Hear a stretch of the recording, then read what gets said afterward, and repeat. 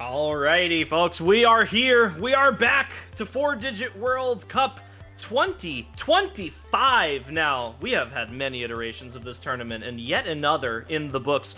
Starting off with the most important stream of the entire tournament. That's right, we are here with predictions. Forget the gameplay. Forget anything that's actually going to be relating to the tournament. This is what matters. This is what sets the tournament up for success right here. Hot takes, some crazy guesses, and with a couple of us pretending we know a little bit more than we actually do. I will be leading us off here today. I am Chilier I am going to be guiding this wonderful group of people through predictions today as we argue over which teams are going to be the best in this tournament this year. So everybody, I expect some chaos. I expect some yelling, maybe a couple of swears thrown at each other here. Excitement all the way around. Would you all like to introduce yourselves? Welcome. Hello, I am Hubba Wubba. I am newer to commentary. I'm excited to be here. Did the 3WC prediction stream and had some hot takes there, but I called Greece making it in Greece. Thanks for making my dreams come true. My god, I'm Leiden. Hello everyone. I am from Kazakhstan. You might know me from maybe mapping, maybe pooling. I also did prediction stream for 5WC, 3WC, and 5-Digit European Cup as well. So collecting the Infinity Stones here. Hello everyone. I am definitely prepared.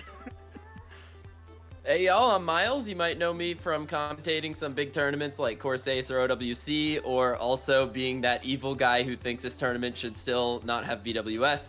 But I'm glad to be here as always. Love 4-Digit World Cup, and I definitely know what I'm doing this stream. Hi, I'm Subaru Arima. I'm a French commentator and recently trying to make a push for the international scene as a commentator as well. I did the 3WC prediction streams with Lighting and Hova, and I called France qualifying, which did happen, so similarly to Hova, my dreams came true, so glad to be here. Well, we're glad to have you all. Welcome to the stream. We're here with a significant number of teams today. Did we do the math out before? What did we say? 58 teams we have to go through today? Teams. Oh Yes. my goodness. A hardy All right. number. Quite a task. Huge number. So we're going to try and move fast through some of the teams here today. We've got a lot of, repeat offenders, some high-seeded teams from previous years, some newer faces in the tournament, and we're going to try and keep the stream under 7.5 hours for you all today.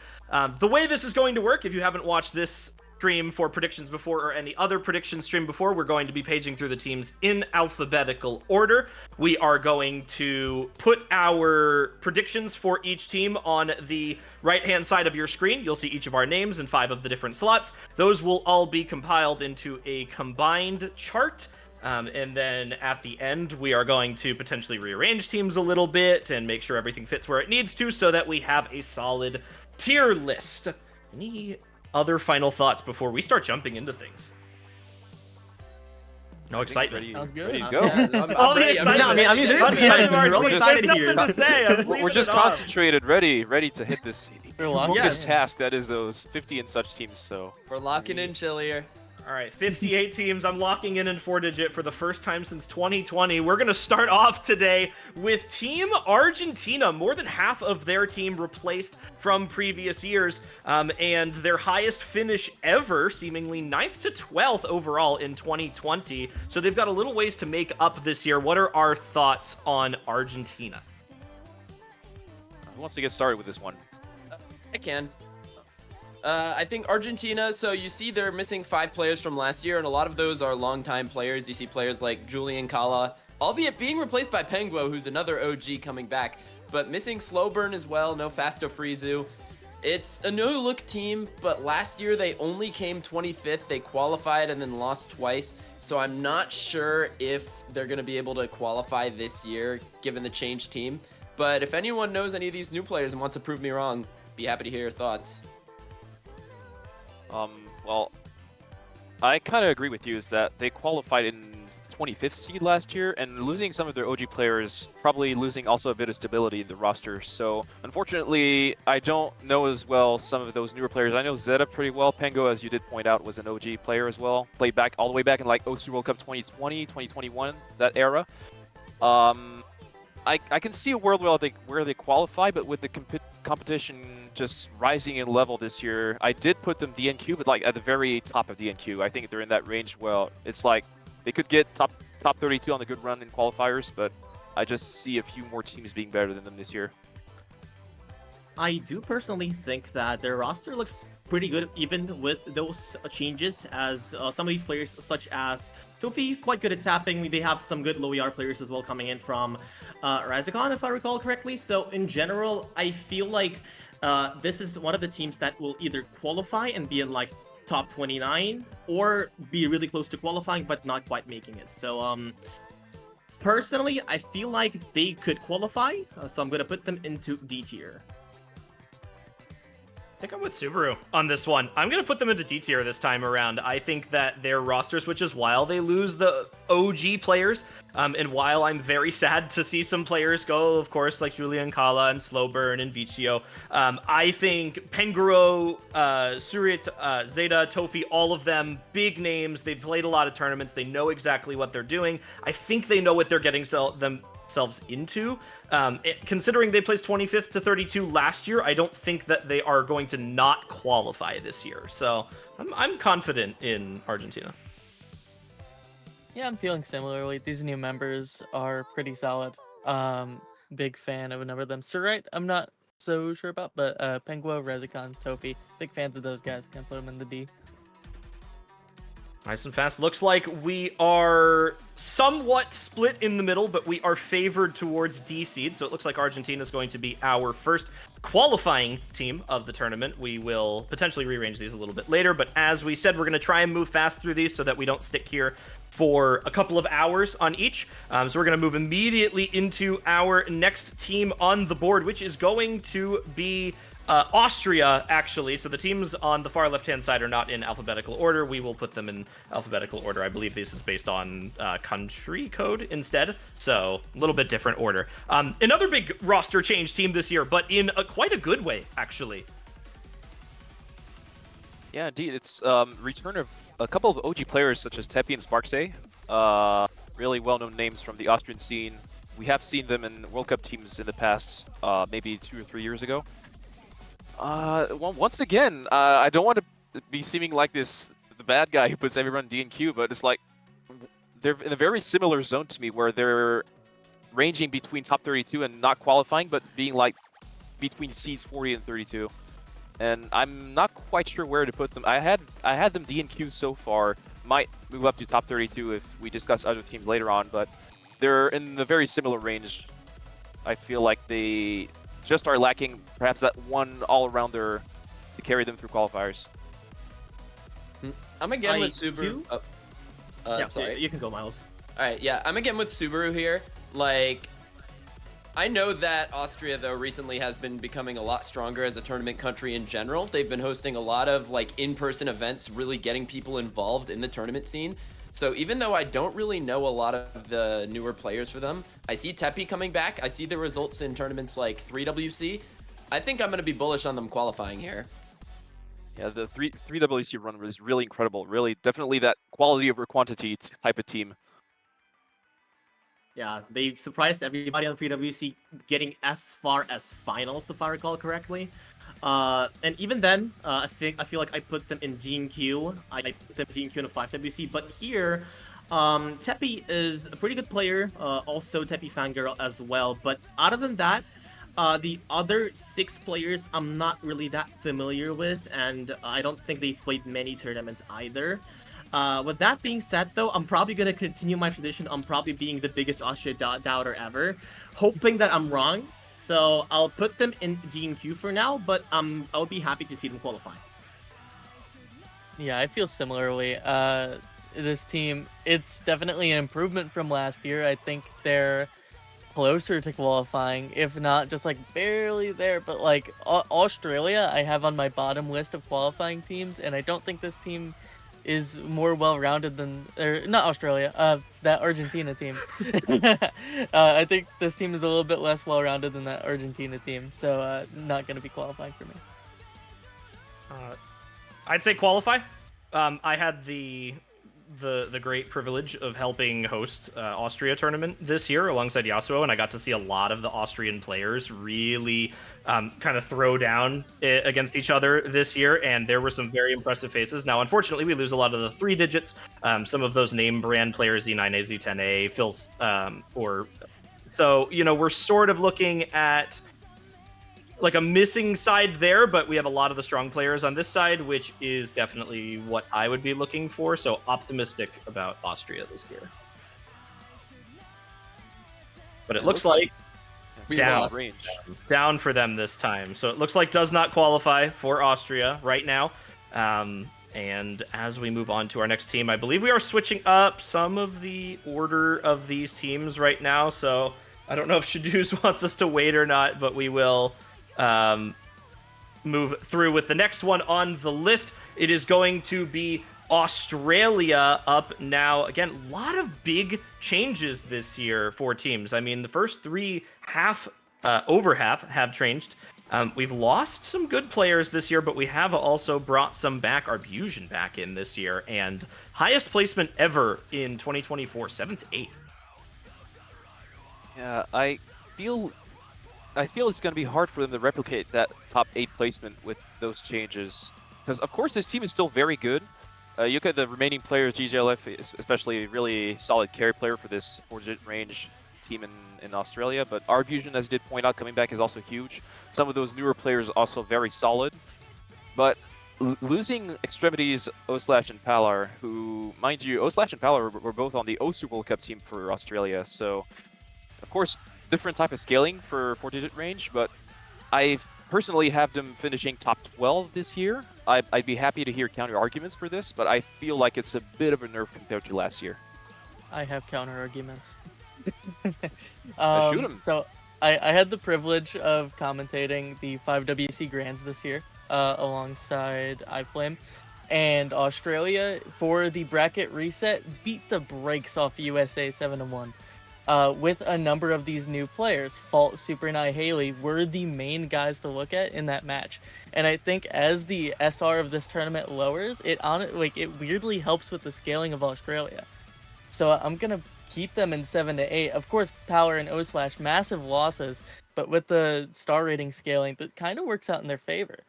Going to be putting them in the A there. It's true that decreasing of skill cap is a very important point this year. That is true, because if I recall correctly, the decrease in SR is quite massive, and I do agree with the points that Hubba made, as I also had the privilege to watch that match, also helping out a lot on staffing for 5WC. So I believe that looking at how these players have played, it is definitely I'm very optimistic about how they're gonna perform this year, and I'm probably gonna put them in top 8. Especially as yes, obviously they lost Oslash, they lost extremities, but still this is a pretty solid roster that I believe can go as far as top 8, maybe even higher if they get lucky, but probably top 8. In the past, I have been very bullish on like very strong 5WC players performing in 4-digit, and you're especially right as the Grand Finals SR is going down from 7.8 to I believe 7.6. That's going to play in their favor. But I think this tier list it's a little bit hard to put them in top 8 just because of that, with how competitive it is this year. I think I'm with Subaru again in that I can see them going top 12. But top 8 is going to be tough, especially as they go up against some of the strong mechanics teams of 4-digit. So I think I'm going to put them in B tier. I think I'm in B tier club as well. I think when we really look at these placements from previous years, right, this is placements through the bracket stage. And I think given the difficulty level of qualifiers and the skill sets that are required to be represented in a qualifier stage usually trends teams a little bit lower than they place in bracket stage sometimes, especially with strong overall players in other tournaments. So without question in my mind, they are a top half team, but I don't know if out of qualifiers they sneak in that top 8 spot, that like really contested area. I will say one thing though, is that while I was grinding knowledge for this prediction stream, I personally, people might not agree with me on this one, but I personally saw a clear-cut top 8 prediction for 8 teams that I see being stronger than Australia. But out of the few teams that were outside of this top 8, Australia is one of the stronger ones that could surprise us, I think. So it's a very high B tier for me. Yeah, I may move them once we get to the combined lists, to be honest, too. But I think for now, BC, seems fair. Top 16, very reasonable. Then they could be, top 16 could mean number 9. So plenty of room for Australia here as we get through them. Next up as our lists sort of goes through order here. We will go down to our next up, which is going to be Belarus. Full team switch. They have never qualified for 4-digit World Cup before. Their highest qualifying position was in 36 out of 32. They have, however, changed up 90% of their roster this year. Yeah. So I feel like I should be obligated to start off first. Even though I feel like this is more of a downgrade to the roster. Obviously, you have these players like Tiribunka making his second appearance now, also being a captain this time around. But there isn't really much here to say, as most of these players. First of all, it's a massive step down already from the roster that they had, in my opinion. And even then, I am not sure whether they will be able to contend for qualifiers this time around. So I'm gonna put them in DNQ. You know more about them than me. Disagree. Yeah, I don't disagree. Yep. I might be a doubter, but most likely I don't think they will qualify. Prove us wrong, Belarus. Yeah, Prove I us wrong. feel it's just one of those teams where you hope for the best, but realistically, going from seed 50 to qualifying is quite a massive leap to take. So, just good luck, have fun for your qualifiers. I wish Belarus luck. We will speed through these teams continuously here as we go through these other seeds. Next up, well-known 4-digit World Cup team. They have traditionally shown up sort of towards the middle here. It is Belgium. Highest placement back in 2019, 9th to 12th. They are only switching out 2 players this year, F-Blade and Mirsu, for iBlue and MRB. So a lot of that long-standing roster maintaining for Belgium. Now, what does that mean for them? I think Belgium, sorry. Go Belgium's ahead. like the epitome of an old guard team to me. It's like they run like mostly the same players in OWC and 4WC just about every year. You see 5 Joshi, Mornis, Hanori coming back always. Losing F-Blade and Mirsu is pretty tough for them, but these guys have just been such consistent performers that I feel like it's just like you can put them in B or C depending on how much you believe in them. I've seen 5 Joshi setting some top plays recently, so I think I'm inclined to put them in a top 15 finish or top 16 finish, depending on how these new players are. Yeah, I'm not as enthusiastic as you are. I'll be putting them so far in C tier, top 24. I do think they have what it takes to win at least one match, and you did mention some of those older faces, 5 Joshi, Mornis, Hanori, of course, but one that isn't really mentioned that much is Gren Hexy, which is Loriax's rename, and he's actually a very good friend of mine. I've known him for years, and he is actually, he's so back. He sometimes has been absent from Belgian teams because he simply was not motivated enough to play or didn't have enough time to play the game to make it onto the roster. But he has proven in international tournaments in the past that he can give close matches, even sometimes beats some of the best Belgian players. So if, having him back in full strength and motivated is actually such a difference maker, despite not being a roster change. Also, iBlue returning is, in my opinion, pretty massive for them, so I definitely have them winning at least one match. Perhaps not top 16, but really damn close. Yeah, I can share the sentiment here. Oh, yeah. I can share the sentiment here. They are quite good. A lot of well-known players, especially at the 4-digit scene. And even then, also, what makes me put them into B tier instead of C tier is the overall skill set variety here, as the roster does seem to be good on both mechanics, gimmicks, and reading. Pretty all-around roster here, which makes me put them into B tier. I will put them in C, but I do agree, just a little bit lower than last year. Oh wait, no, that's the same as they plus last year. Yeah, I'm gonna put them in C.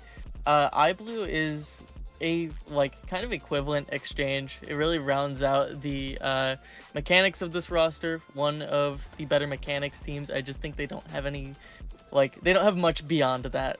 So the C there, gonna be doing good for Belgium.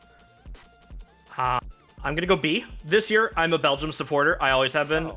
Personally, I have played tournaments with Yoshi and Hanori since 2018, so I know both of them very well. I know that Yoshi is on another uptick again. He's always been one of the best players in Belgium. He continues to maintain that. Hanori, if uninjured, is demonic at tournaments. It's just a matter of whether or not you get them on a good week or a bad week. I think not enough people have been talking about MRB in this roster. I think that is an unbelievably good switch out for Mirsu, if any, which is a great thing to have.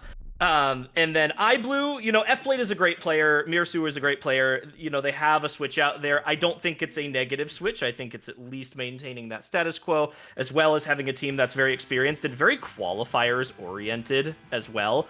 Belgium's always been a good qualifiers team. That's sort of their thing.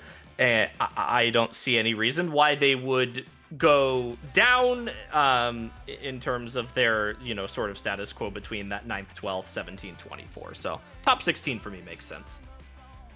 Okay, so it's actually more Bs than Cs. And that's Belgium. B for Belgium on the list. Starting to fill up the top of that here. Next up going to be Bosnia and Herzegovina, up with their first appearance ever in 4-Digit World Cup. Do we see anyone on this list we recognize? Any major faces? Anyone that's gonna maybe drag them into a qualifying spot here? I unfortunately do not. I'm very sorry to Bosnian viewers and fans, but I'm just gonna have to DNQ this based off lack of data. Yeah. It looks like they're starting to fill in as well, so I think this happens a lot with new teams, right? We don't have anything to go off of. We really don't, see too many major predictions for teams that are brand new, but we love to see them coming out for these tournaments. We had a lot of that in OWC this year as well, a lot in 3WC and 5WC, new countries coming out for these tournaments, so it's great to see. We wish them best of luck in qualifiers, and we hope you have a spot, Bosnia and Herzegovina. But for now, DNQ. We'll see if they break our predictions. Next up, we're going to try and be fast about some of these here. Brazil, very long-standing 4-Digit World Cup team, top 6 best placement, and 9th through 12th last year, so they are certainly not slipping too far. That is an interesting team. I believe that is Fake Defons, right? That Yes. is On their roster. Yes. So Fake Defons, Kagiura, Learman are the 3 most recognizable names on that team, I believe. And the rest of the team is also really solid as Phil, backup players. So finishing top 12 last year, I think they're in a very similar range this year. I personally had them top 16 because I simply see a bit more teams that are getting stronger this year, but not much of a drop for Brazil, in my opinion. Yeah. Yep. Brazil. Brazil team here is looking quite good. A lot of focus on the mechanics, though, in general, as I believe that their hidden might be lacking a little bit in comparison to some other teams. However, the roster is quite powerful, quite a lot of good, well-known names, especially their core roster. But even then, I don't think they quite make it to the A tier, so I'll probably put them in top 16 as well. Brazil's just another one of those countries where you can trust them to always put out good teams for tournaments. No matter what rank range you're in, you always know that their scene is active enough where they're going to be pumping out players to where even if you don't recognize them, you can trust that they're going to be good because they have a very strong internal scene. So even though I don't really recognize a lot of these players, I'm going to trust in my gut that this team can get top 16. Yeah, I'm similar. Top 16 for these guys makes a lot of sense. Just a little bit less than last year because of that loss of Uchirad, who I'm very high on as one of the peak Brazilian hidden players. But Kageura's also been on an uptick, so it's kind of you win some, you lose some. I'm still gonna keep him top 16, but Kageura as a core player is been very strong recently, so I like to see it. Sounds like top 16. That seems to be everyone there for Brazil. 2 roster switches in a country that continues to maintain that top half status. So good luck this year, Brazil. Next up on our list is going to be Bulgaria. Did not play last year. Best placement ever all the way back in 2019, where they did make it into the bracket stage. Yeah, that is quite an achievement for a country like Bulgaria, but as you did point out, it's all the way back in 2019. Did not play last year, I believe, and so brand new team. Similar case to Bosnia. This time a full roster team, but still looking like a DNQ to me. Yep. Something to note about this roster, though, is that H-Landon, Synchro, and Ted are quite good players. They can make them get a pretty high seed, about 34 to 35, somewhere around top 30 area. But even then, I don't think they will qualify.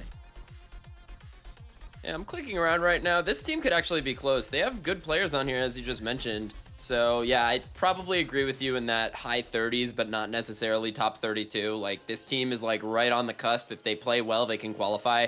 But I think I'm just gonna put them in DNQ. Feeling similar. Strong roster, but not strong enough, I don't think. Competition Yeah. heavy. Like, it's not a bad team by any means, but in a world where like Austria and Argentina are in that range of maybe not qualifying, I don't think Bulgaria makes it either. I mean, speaking about this team, I also have DNQ, but I mean, considering how many players I actually recognize from this roster, I think they're going to be one of those surprising teams that maybe just squeaks in one of those bottom spots. I mean, you've got Lendon, you've got Synchro, Ausora, Ted. I mean, a lot of players that I've at least heard of, going out through the scene, which is, if I've heard of you as a player in 4-digit, then you're doing something right, because I am very out of touch with 4-digit stuff. So, big ups to Bulgaria this year. Best of luck in qualifying for the tournament. I definitely think they're going to be one of those stunner spots that, might squeak their way through here. But DNQ overall sentiment for them right now, just because, it's hard to qualify the year after you don't play the tournament. It really is tough to make it back in through that spot. So, big effort from them this year to try and squeeze in for Bulgaria. Next up, moving into the C's now, it's going to be starting off with one of our stronger teams in the tournament, Team Canada, just barely second place last year against our winners, but a couple of switches this year that I am unbelievably excited to see. Who wants to get started with that monster team? I'll do my Canada glazing last. You guys go first. I'll do my glazing later. All right. Well, Yeah. if you don't mind, I can get started. So, my exact prediction. I'm very sorry to Canada. My exact prediction for this team is once again second place, because I have one clear team in first place, which we'll get to soon enough. I do think, though, that objectively they are looking like the favorites to take it this year. Double second place, if I'm not mistaken, both in 2023 and 2024. I think so. Extremely strong team, and the returning players, Yip, Dakarade, Birchman, Jamara, Zucchini, also very, very strong players. And obviously, how could you ignore Azer returning? And he's actually like so freaking back. It is terrifying. The hidden roster on that team is absurd.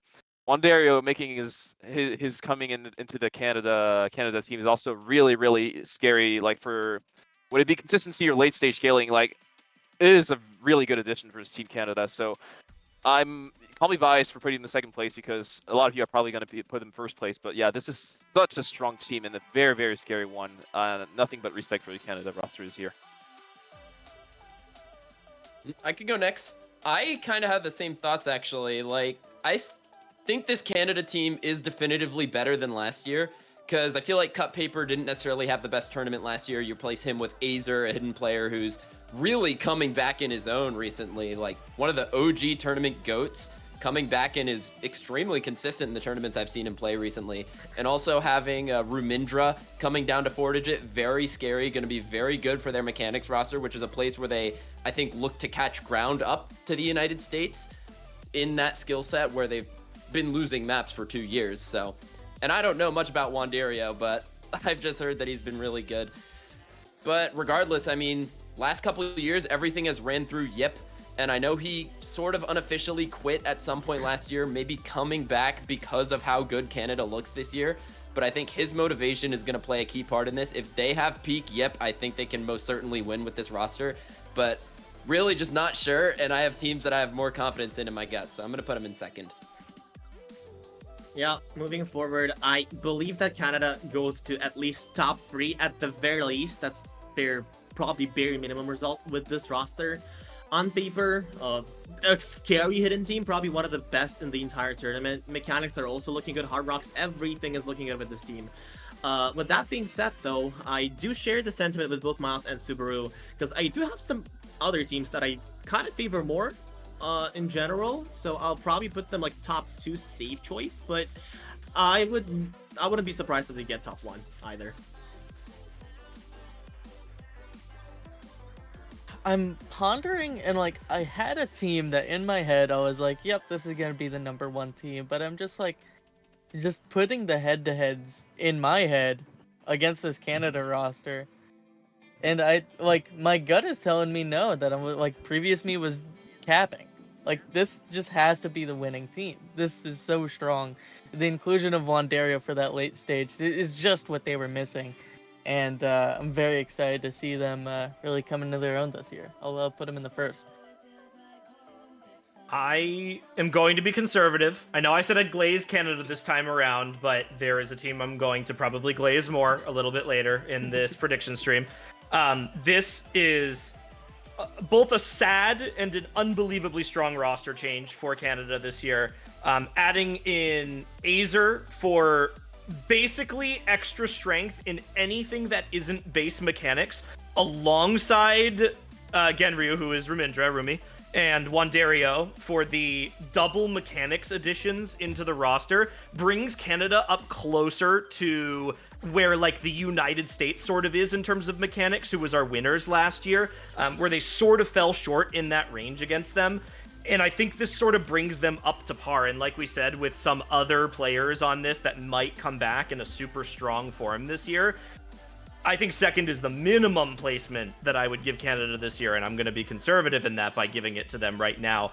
Anything below that would intensely surprise me, and I think this roster can absolutely demolish everyone this year if they have a good year. So, you know, I'm gonna leave them to speak for themselves down here in S. It feels kind of weird because like we're all but Huba putting them in second, but it just feels like we're just all biased towards one other team. Because like objectively, they're looking super scary. They are they are going to be second place minimum in my mind. There's no doubt that I think that this changes at all. So amazing Absolute stuff. Sexy pick for Unbelievable. first place here. Unbelievable good pick. Yes, Canada, a team that we could speak even more about, but we are going to give the spotlight to some other teams as we continue moving through. Canada, second place right now, well, second to third because of the category. Next up on the list is going to be Chile. About half of the roster switched out this year, 4 players, but a lot of really good ones staying. A couple of losses this year, but I don't think it's going to be an unbelievable downturn for them. Man, like Chile had such a weird year last year because I believe they were like top 5 seeding wise, if I'm not mistaken. Somebody could check that real quick, but like they had a really good qualifiers run, and then they just went 0-2 in bracket and kind of like in an unexplainable way. I don't really have the insights on what happened there, but if you look purely at the roster, I think that the swaps are more of losses than wins. Especially losing Nusu is probably like top 3 biggest losses of any team this year. And with that said, the remaining players are very good. Some of the newcomers are very interesting. I definitely think they still qualify. Definitely think they don't go, hopefully, 0-2 this year in the bracket. I personally had them in that range between top 32 and top 24. I think I'll just put them in top 24 right now. But yeah, a lot of question marks regarding what happened last year, and I hope that they can get some of those issues in check this year. Yeah, I mean, like, what happened? Like, how does that team go in that placement last year? I remember watching the prediction stream for this last year and seeing most people put that team around, like, top 4 even. Like, that's just... I have no idea what happened, but I'm going to trust Subaru. They should still qualify here. No 37 and Seifs are both extremely good. And like what I said for Brazil, Chile, as of late, has been a very strong tournament country. So I can trust the new players to be able to carry their weight through qualifiers and probably win a match, at the very least. Yep, I do agree that they win at least a match. First of all, the roster by itself on paper is really good. What happened last year is just tragic, honestly. A massive loss there, especially considering the predictions. That being said, though, 4 of the players are still there. It's a roster downgrade, but even then, the new players are also good. I do know lastly, they've play tested for 5WC, and they've been really helpful there as well. Same with other players, and what makes me put them in top 24 instead of top 16, because I can see the world where they can get to top 16, is the fact that maybe the skill set variety, as I'm not really that confident in their hiddens, but I'll probably put them in top 24. Not confident in hidden. They got number 37. Like, yeah, that's the Literally thing. top They 3 have. hidden players That's in crazy tournament. to say. That's crazy to say. They have Player number ever. 37, but like, other than him and probably like one other player like Helbeek, I'm not really that confident in the other players to help out with hidden. yeah, that's fair. That's fair. Yeah. I think this is equivalent exchange for their placement last year. a Chuck Gamer is a massive loss. He won Name Tournament, which was a pretty big deal earlier in the year. Issa Bien is solid mechanics for the team last year. Not only just a 5WC playtester, but he won 5WC in 2021, as well as getting a recent Duo Cup badge for the Chile. So excited to see what this team does. It'll probably be similar to last year. I have him winning one. I'll put him in the C. Sounds like C overall here on the qualifying placements. Chile, always a good team. They always show up. Had a little bit of a rough year last year. I think they still placed well in qualifiers regardless, so bracket stage just didn't go the way they wanted it to, and we are thinking second C seed, or first C seed actually, on our combined list for Chile this year. Next up is going to be a team that you all recognize near and dear to your hearts. Third place last year, it is Team China. Also the winners in 2022. Just such a traditionally strong team who have made some pretty good roster switches this year, certainly maintaining. So the first thing I want to say is that as the coach of a team we're going to talk about in a few minutes, I am very, very, very thankful that Crystal did not derank quickly enough. Thank God, man. He got there's there. first- The there's rebalance- first place for China rebalance got with him. B ranks in time. Average So age He got there. 27.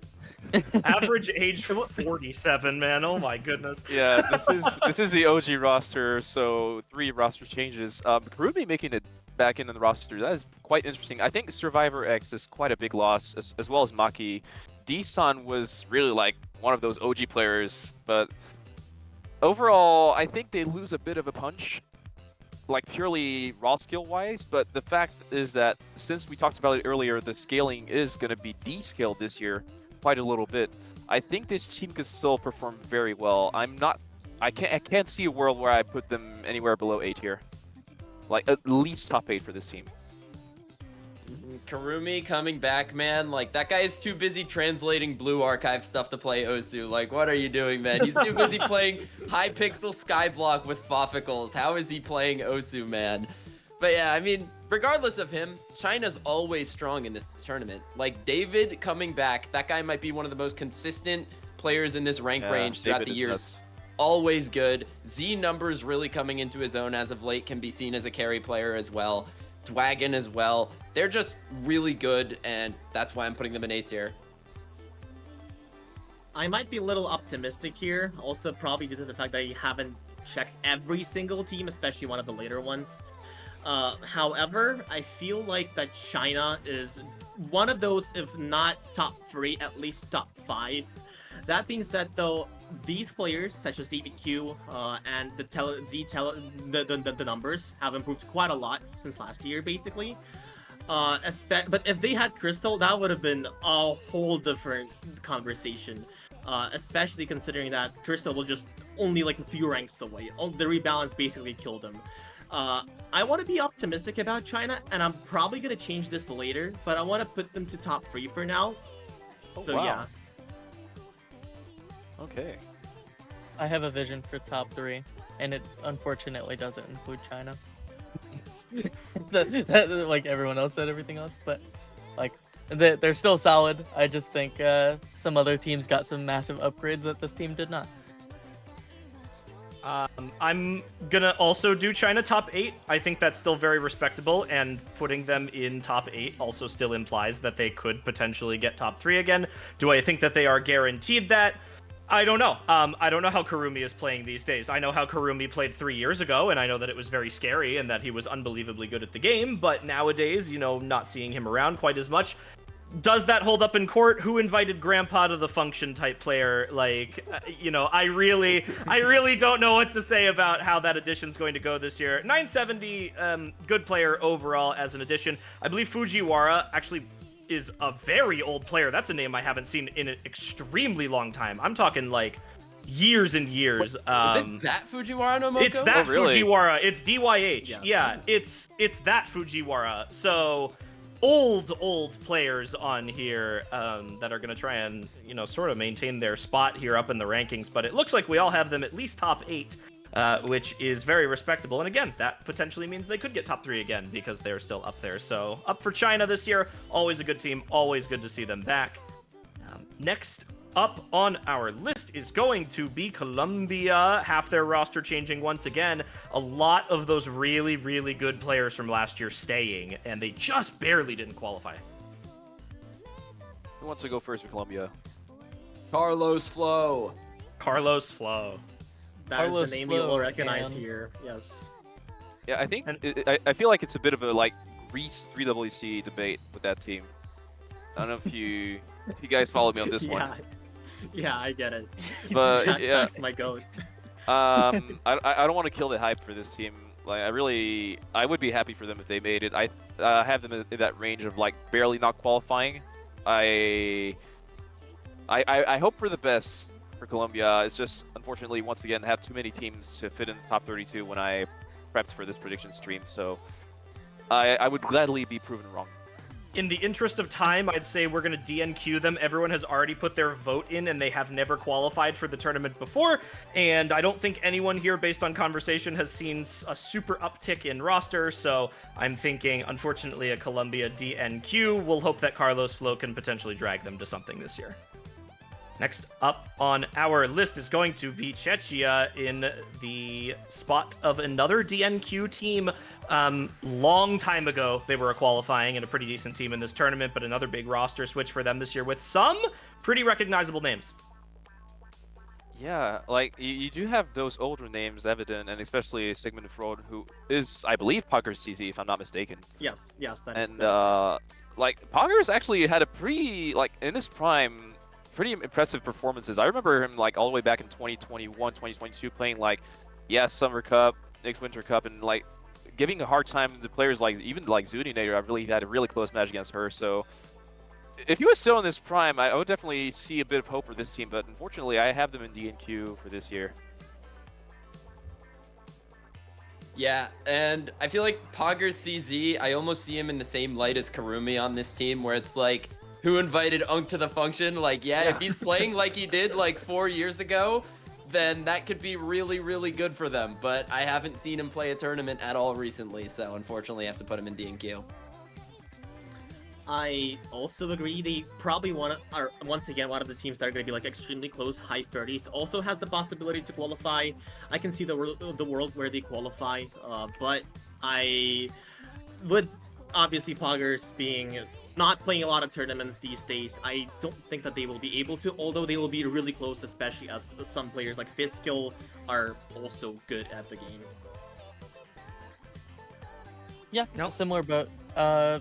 Big fan of a number of these players. Mirek, Lucker, Sigmund Broad, but just not enough. Good players, unfortunately, maybe not enough in this tournament with a lot of the strong teams we have, and it looks like they will be ending up in DNQ right now by unanimous suggestion. Next up on our list, I'm going to shotgun through a couple of these here, is going to be Denmark. 100% roster switch for them this year after not qualifying last year, so who the hell knows what can happen? I am Vil. Oh my god. I am That very- guy I am Vil. Such an OG player. I used to play multi with that guy. He used to be so good. Yeah, It's still pretty good. that's why I love Fortnite World Cup, because it's such a mix of scenes when it comes to teams. Because you got teams that in the same 8-man roster will have like super old OG players who are making a bit of a return to play this one tournament, and then like up and coming 5-digit scene players, and none of it makes sense, and I live for it. Personally, I have Denmark in DNQ. With that said, despite the I Am Veil presence, which is very reassuring, especially if you like take into account how good he was a few years ago. But yeah, 100% roster swap just doesn't really cut it to make it a bit of a confidence boost for qualifiers, especially when you consider that they didn't make it through last year. So hope for the best for Denmark, but I just don't see it, unfortunately. Yeah, I mean, I'm thinking the same thing here. This is, like, I mean, I'm looking at the players that they've added this year, and there are some very good ones on here. Vil, Thies, Peter Kuhn, Nordkiel. Lot of good options in here, but they lost Van Dabe. They lost Redzi. They lost Catburger. They lost Polye. I mean, like, that is an unbelievable loss for Denmark in terms of their top end of players. I mean, even on, like, Catburger, Redzi, and Polye alone. So I'm really not loving their odds of moving up in the DNQs this year, but who knows?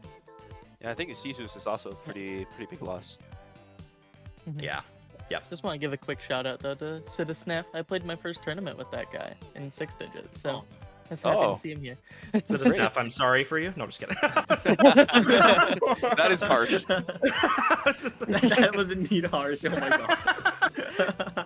But Denmark, unfortunately, it looks like they are not going to be making it through the predictions in qualifying this year. Maybe they will make some spin around in terms of their overall performance. Next up, I know our host Shadu is going to be fun with this one here. Team Finland.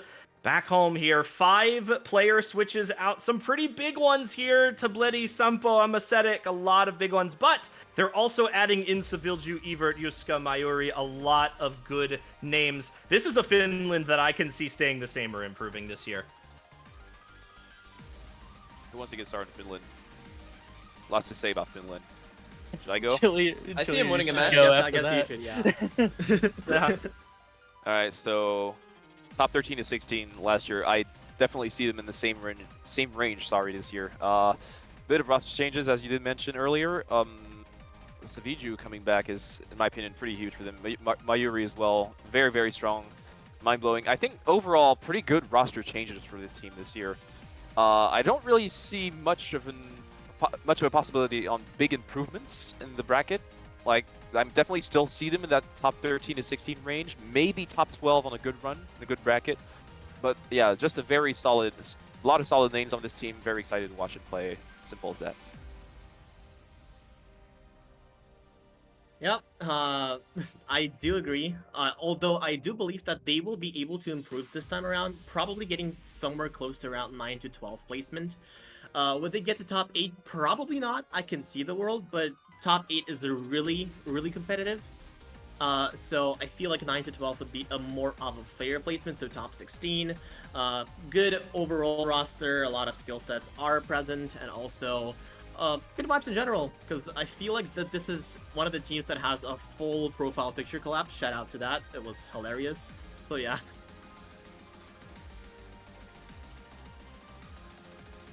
Other final thoughts on Finland. Sounds like we are a little bit split down the middle, although more people on the C seed right now. So it looks like Finland, same placement as, or almost the same placement as last year, 13 to 16th. Looks like top 24 right now. Maybe some of those roster switches, maybe not just matching up with the new players in here, but Finland around the same range. Maybe we'll move them around later. They're going to be our second C-seeded team in for this year. Now, we're going to move on to our second of our F teams here. It is going to be Team France, another 5-player switch. Some really big names out, but some really big names in. I'm gonna go last I on guess this one. Yeah. I wonder why. It has to be last on this one. All right. I wonder why. I'd probably start off. I was one of the France doubters for free WC, not putting in them in qualifying. This time around, I am a completely changed person. France is a crazy team this time around. A lot of really good players. I mean, FIA, you have MyShidi, you have Hisi Aqua and SC Xiaomi Mami. A lot of good players. Huge skill set variety as well. Well known, obviously, but I probably would put them in top 8 with a strong contention to like top 4, top 3, maybe top 5. But for now, I will probably put them top 8. I was forced to schedule with FIA for Sweegie, and we 4WC came up in discussion, and I go against him after this predictions, but he said we are going for the win. To let them know that we are going for the win. So in that, I will trust their judgment. They still get a top 8 from me, but like they are very motivated. This much I know. Yeah, France is one of those countries where I talked about how I'm very bullish on like people who are successful in 5WC being successful in 4WC. And there are 2 prime examples of that on this team in Mize JD and Zhao Mami. I've heard people say that Zhao Mami is actually the best player on this team from someone last night. I don't remember who said it, but somebody did. And if that's the case, when you have players like File and Kalangi on this team as well, like I could see them being very strong. But, you know, memes must be upheld, so I'm putting them in B tier. Just kidding, it's probably A tier at the very least.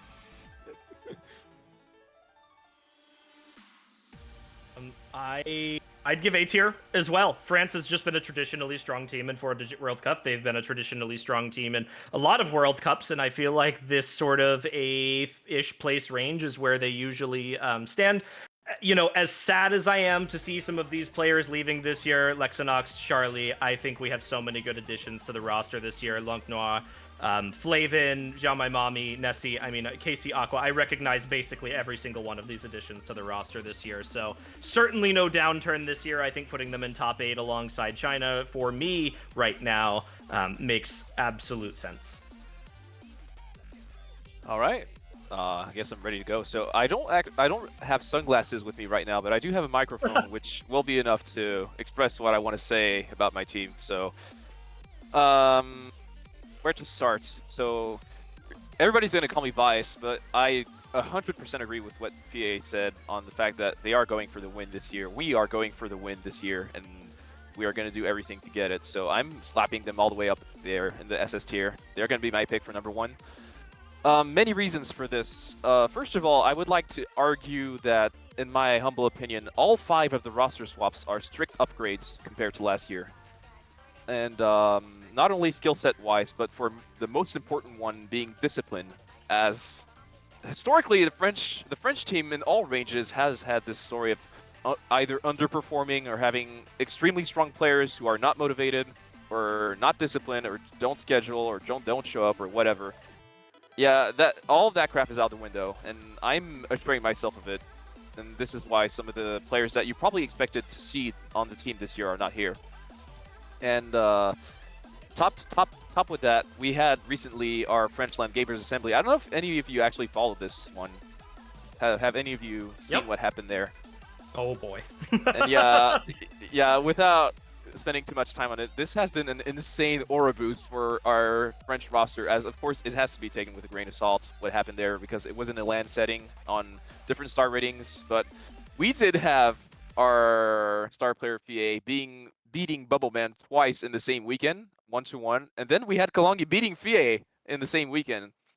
So insane carry potential for many of our players. MaiJG also is one of the key players this year, being captain, but also one of the strongest players. He was the rookie for the OSU World Cup team last year, and arguably our strongest or second strongest player. Flavin coming back is huge for not only his skill sets, but the discipline and motivation he shares with the entire team. I know that all 8 of them are motivated and are going to do everything in their power to get as high as possible, possibly the win. But yeah, we're definitely making a push to leave those quote-unquote bad years of not really giving a damn of the tournament behind us and showing what those players really can do. So I'm supporting them all the way through. I wouldn't be much of a coach if I didn't do it, so I'm gonna send them all the way in SS tier. Strong sentiment for France this year. It looks like overall A seed, so a top 8 for them, still quite respectable and still well within line of their previous performances. And a push maybe to get a little bit higher from them. Again, a country with traditionally strong players overall, gonna look to continue their run. Next up in the listing is going to be Team Germany. A big switch for this year, a lot of returning strong players, and I think this is probably one of the biggest team upgrades we've seen from the number of roster switches of any team so far. Who wants to kick off Germany with some of these unbelievable additions this year? I could start. Go ahead. Germany, yeah. Germany, I feel like, has not the best track record when it comes to 4-digit World Cup. Like, you see last year only getting 25th through 32nd, their top placement only being 9th through 12th for a country that is traditionally extremely strong across all rank ranges. And I think this year they really have the chance to kind of break out of that shell. You have extremely strong players coming in. Semi is here. Rundy is 4-digit again. Ahoff is here. Lion is playing unbelievably well. I think this country is really gonna get that top placement this year. Probably at the very least top 8. If they play their best, could even go further. I mean, yep. I would continue the glaze too. Oh, do you want to go first, or do we glaze? Well, yeah. I guess we glaze as well. Yeah, triple glaze indeed. So you might have seen me putting China down. I've been giving it a little more thought and looking at the German roster. German roster, and this is basically the Avengers of Germany for 4-digit. Insanely good, insanely good roster variety. A lot of really well-known players from the past, a lot of well-known players from the present. I feel like this roster has the potential to get into top 3. Probably a little better than France in comparison, but by a tiny margin. France could be better, obviously, but still, I would probably put Germany in top 3. I mean, this is guaranteed top 8 for me, if not top 3 on Germany. Actually, you know what? No, I'm doing it. I'm doing top 3 for Germany this year. This roster is just the best I've ever seen Germany in 4-digit World Cup. They have switched out some players that were good, and they've been around for a very long time. But, I mean, the players that are remaining, Stellasu, I have had the great pleasure of winning Kanyo Cup last year with Lion and Ahov, who were 2 of the best teammates I have ever played with in a tournament, especially within this range.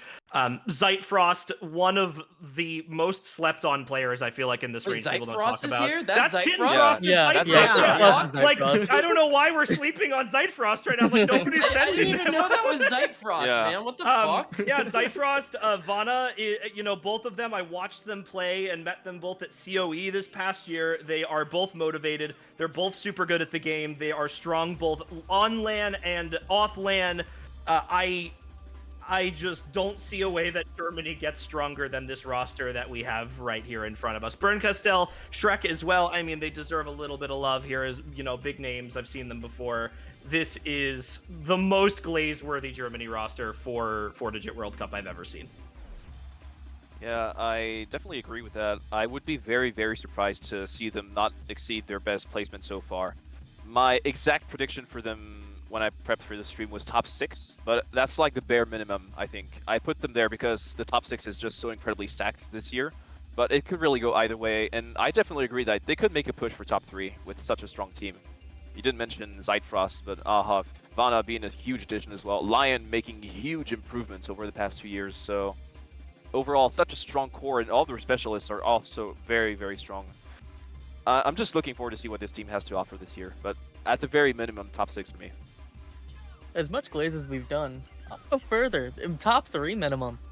Like, I'll say it. Like, they have winning potential on if Canada has, like, a super, like, just like a midday. Like, this Germany team can overachieve and win this thing. Like, very strong German team. Very high on them. Top 3, I think they get second, but that's my prediction. I think if this Germany team can maintain the motivation, if they can maintain the mental, and they can have some really good matches early on, they are going to absolutely fly. So put in the effort early, Germany. I think it'll make the big difference for you all. And it looks like that's going to be S tier for Germany. That's 2 A's to 3 S's right there. And that means that our second team in the top 3 now filled out Germany right alongside Canada, leaving just our number 1 spot to float up there. Again, modifications later potentially, but filling up slowly here. Next up on the list after Germany is going to be Greece. This is a team who has not qualified traditionally. 2022 was their best year. They have filled out their roster this year, however, so congratulations to Greece for pulling in 8 players for this tournament, but unfortunately 55 for me is a little bit far outside of qualifying to push back in this year. I don't know about you guys. Yeah, Nekid Yeah. is strong, but not strong enough for this. And I'm not really familiar with the rest of them, but I mean, proud of them. Big 8. 8's good. That's great. We love seeing, you know, 8 person rosters. I think it does actually make a difference. I think that you know, their not qualifying seed, if anything, will jump at least 5 or 6 spots this year because of having 8. Yeah, it's just, you always love to see those teams filling up, seeing more players starting to play the game, getting good at the game. But yeah, as you did mention, it's such a massive leap to take to be going from seed 55 to qualifying. So unfortunately, going to be in DNQ for me. Yep. looks like overall DNQ, I mean, even with this year, they are only, what, 4 spots off of being one of the lower teams. So unfortunately, Greece may be out a little too far here. We are going to leave them in DNQ. Next up is going to be a team that sits near and dear to hell for me because of 2020 4-digit World Cup, is Team Hong Kong. And I say that with the utmost love because they are an unbelievably strong team every single year, but it pains me to see that number 1 in 2020. They've made a couple of roster switches this year. They've fortunately lost a lot of that roster from 2020, but I still think they're a very strong team. They always show up. Hibiki is terrifying as a player every single year. Yep, I share that complete same sentiment with you, Chillier. we don't see a Hello Tom or a Saku or a Chaos Litz on this team. Or an A21. Like, you know, they don't have, like, you know, a 2-digit player on their team, but they're still really good. And Hong Kong, even though I don't really know too many of their players, they've got Hibiki. They're always good in this rank range. It doesn't matter who you throw in there. They're always going to have good players there. So even though I've said this a lot this stream, I'm going to say it again. I trust the flag of Hong Kong to produce very good players, so by the virtue of that, I'm going to put them in B tier. But I don't really know any of them, other than Hibiki. I'm not going to be as enthusiastic with Hong Kong. I have them pretty much replicating what they did last year as 17-24 finish, which isn't bad by any means, but yeah, as you did mention, simply lacking some of those ex-superstar players that they used to have on those rosters a few years ago. I believe Slok was in O2 World Cup last year as well, as a rookie.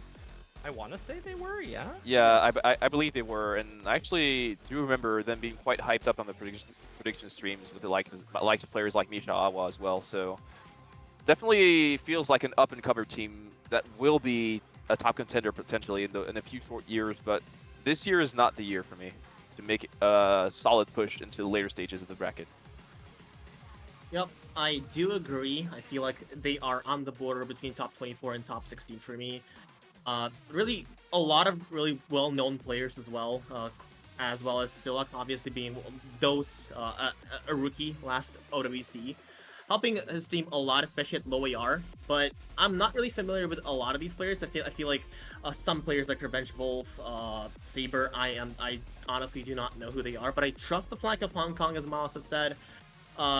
But I will probably put them in top 24, not quite top 16, but with a huge potential to get into top 16 or maybe even top 12. But top 12, not likely, but top 16 definitely possible. Oh, also just wanted to add real quick that they, as mentioned in the chat, are the suffering team of the tragedy of that is Wanderer's flag change. They are the team that loses him, so. But is that as bad as Brazil losing Zubs to Norway? That was debatable. Ever. Brazil still shouldn't forgive Neneric for that, by the way. Never. I watched it happen live, by the way. I watched him hit the button at COE. So it was a traumatic experience for Defons. He cried in my arms. No. I was told all about that. Yeah, so it looks like we are going to be seeing a C seed for Hong Kong this year overall. Same placement as last year as the Sentiment, a very strong team, but maybe not major switches enough to push them up this year. Next up on the list is going to be Hungary. It is going to be a half roster switch here. A lot of the good players sticking around. A couple of switches out here. Another do not qualify tournament, number 40 last year, and that was their best placement ever. Does anyone have any reason to believe otherwise? Not really. Like, losing Saba is pretty big for their roster. Like, as not really particularly close to qualify they were last year. He was one of their 2-3 players with just a body that I got to cast, actually, in Resurrection Cup, and who had really honorable results. So, I'm just not really confident in those roster changes to make such a difference. Well, and it looks like everyone else agrees. Some of these yeah. Most likely. I did cast a few of these players as well, Glass2Wave, Gexabot, and Matic on like Turkey Council League, if I recall correctly.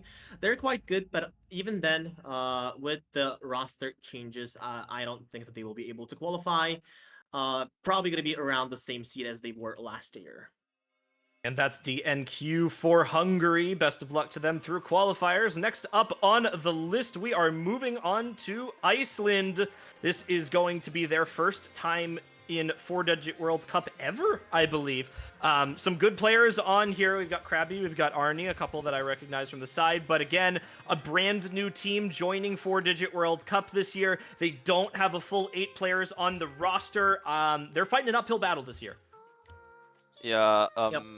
Just want to say that if any of you guys in the chat are like active soccer viewers, I am begging for the narrative of that team pulling a Euro 2016 on us and like showing up out of nowhere and making it all the way to quarterfinals.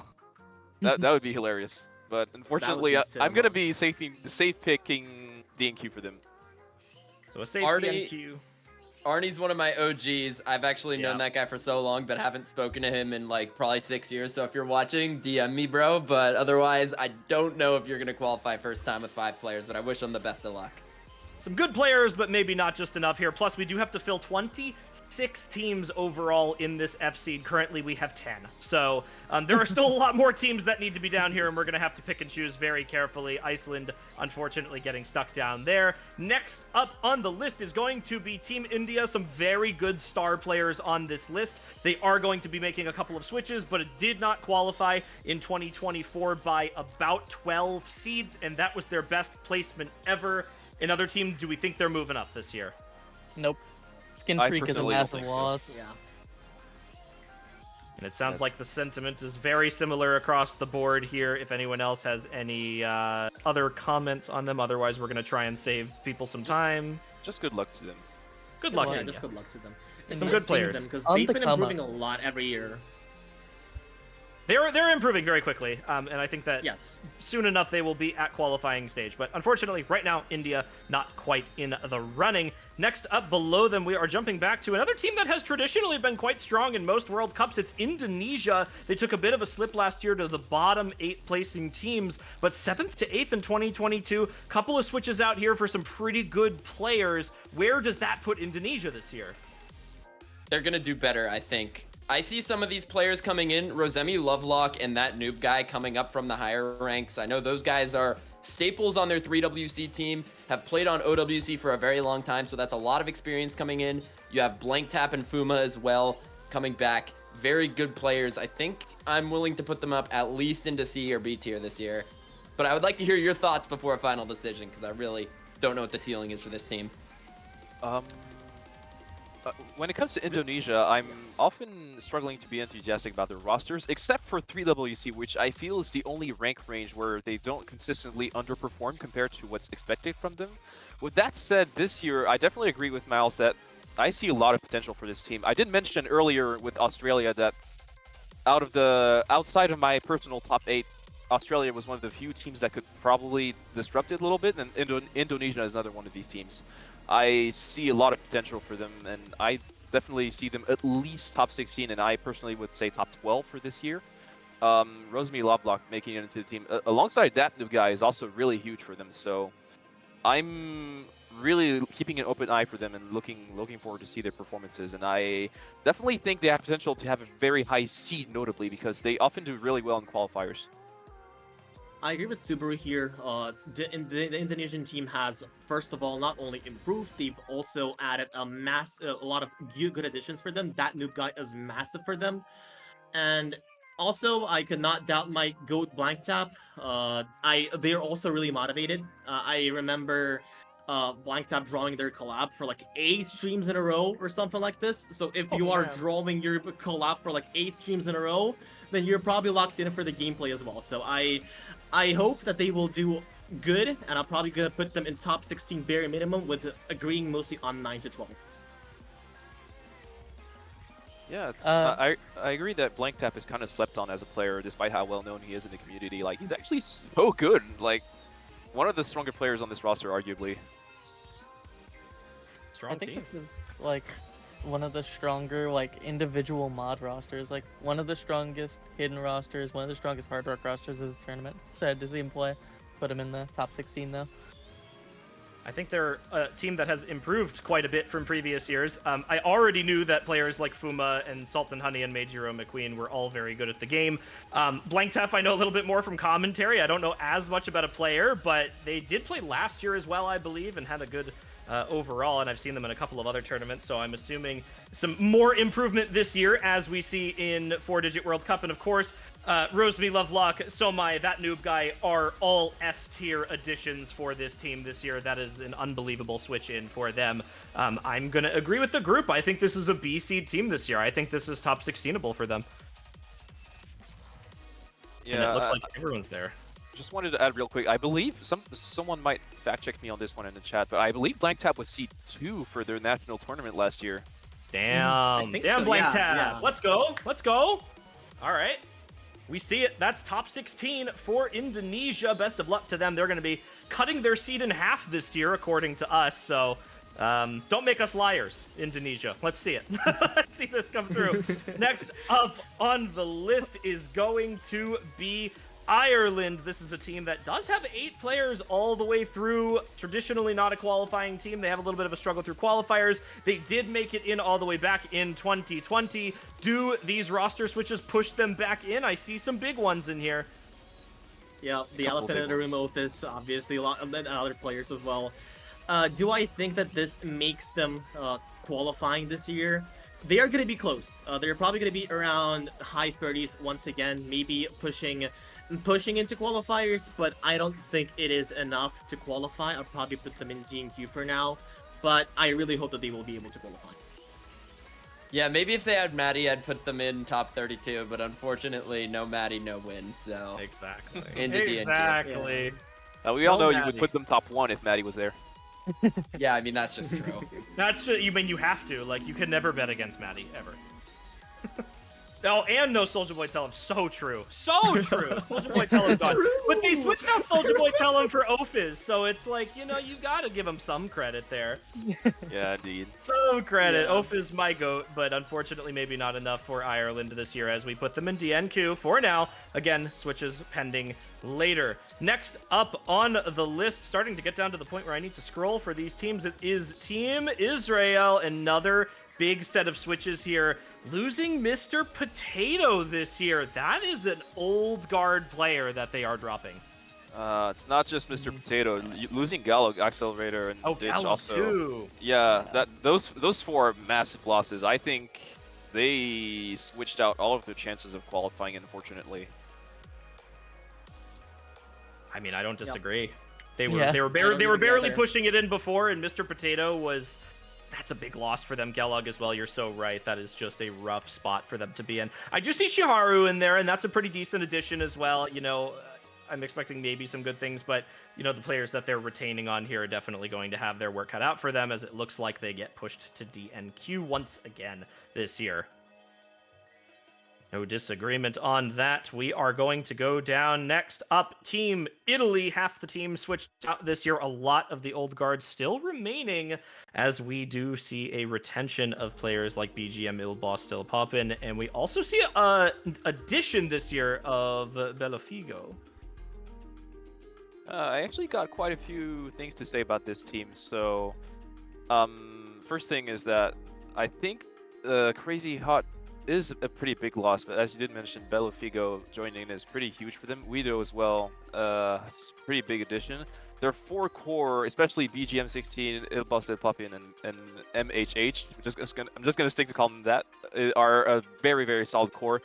MHH, quite possibly the best player in the roster right now. And close to my heart addition would be Nyx, actually, who is probably the least known player on this team, but very, very strong mechanics. Specializes on stuff like aim, and also has a pretty solid raw tap. And it mirrors kind of the dynamic and the rest of their specialists on this team. So with a solid core of 3 players plus really, really interesting newcomer specialists, I definitely think they have what it takes to push through qualifiers. But probably go O2 in bracket after that. Yep, I have been pooling, well, sort of. It's probably just one stage for their draft tournament that is going on right now. I do recognize a lot of these names, and I did check a few MP links. This is probably the team that will qualify. They did improve quite a lot, and one of their new players also have a lot coming for them. That being said, though, I share the sentiment that they will probably go O2 in the bracket, but I hope that they will qualify. My bad for not pulling more. And it looks like the same sentiment from everyone else here. DC'd again. We're trying to speed through these a little bit more for y'all because it is starting to be over an hour now, and we are not quite halfway through, so we'll try and save y'all some time. But it looks like Italy qualifying this year, turning some heads, making it up from that 37th spot. Best of luck to Team Italy this year. Next up on our list is going to be Team Japan with a 7-player switch, and we've got some players coming back this year that we haven't seen in a very long time. This is a Japan. Japan's always strong in 4WC. When is Japan not strong in 4WC? Yeah, that is a very, very, very nice team indeed. A couple of players leaving the roster though that were quite interesting. Rikuima, Sabakan especially, and of course the dash pick also close to my heart as I pretty much discovered the competitive scene when he was like all the way back in OWC. So with that said, Konkon being back is kind of huge actually. And some other additions this year also really interesting, and of course Outwilling returning once again, really like the staple player for the WC range for Japan for like the past 3 or 4 years, I believe. I don't really see them replicating the 9th to 12th placement, but I definitely see them around that top 16, top 24 range this year. I don't know if you guys will agree with me on this one. I might be downplaying it a little bit. I mean, I'm going to go alongside you this year. I think I'm going to put them in probably top 16 this year. I think because they placed 9th to 12th last year, this is still very much within their range.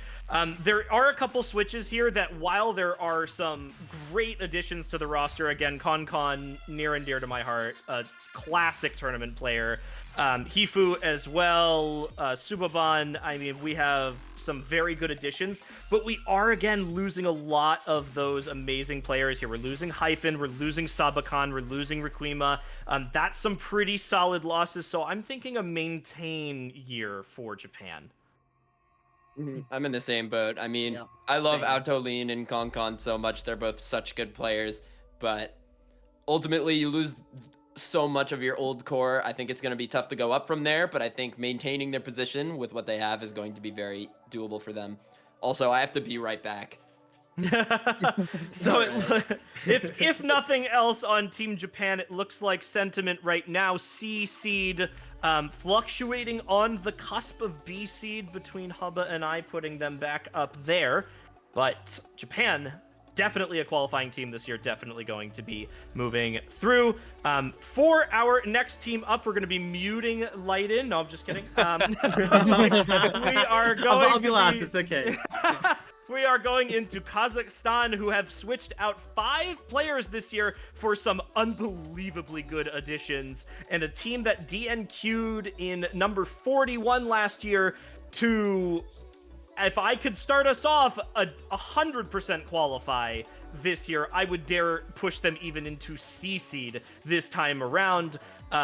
We've got, I don't even know how do we say the name on the bottom again, Lighten? You need to help me. I was pushed this the other day and I forgot. Zima, thank you. I said it incorrectly on like the Sweegie stream, and everyone was like, no, that's not how you say it. Zima. Ternofis, Nezunyan, all players I recognize. This is such a good Kazakhstan roster. I'm going up to C this year. I think that they just go all the way straight up to top 24. Yeah, I think we're just going to do a similar thing where we let Lighting go last, like I did on France. And Yep. So you might be able to like completely correct me on different things. I definitely agree with Chillier that they're 100% qualifying this year. I'm going with the safety net of a pick of top 32 because I'm simply lacking information on some of these players. And I'm doubtful of their capacity to push on in this tournament in the bracket stage, but yeah, Ternafis is really huge. Just keep going. Also a name I've seen. And players like Fake Fragrance of Page, who is Revexi, if I'm not mistaken, have really improved. So I am not really convinced with the loss of Plombier, but might be corrected on this one if it's such a big deal or not. But yeah, definitely 100% qualifying team this year. I'm in the same boat. They're definitely going to be qualifying. Excited to see the Fake Fragrance of Page do his thing, because I've been seeing him on the internationals recently. He's been doing well. Yep. Miles, want to say something until I start yapping? I was about to say, Lighten, have you spoke yet? Because I want to hear what you say before I rate this team. All right. I'll probably be last, so yeah. All right. Either way, though, Kazakhstan. So, first of all, losing both Plombier and Shastia is not really helpful at all. Those were the 2 players that also played OWC, and they were Plombier being good at Hard Rock, Shasti being good at all around, but we do have some really good additions. So first of all, both Revexi and Zero Ice have been popping off a lot. Zero Ice probably one of the players that a lot of people are sleeping on.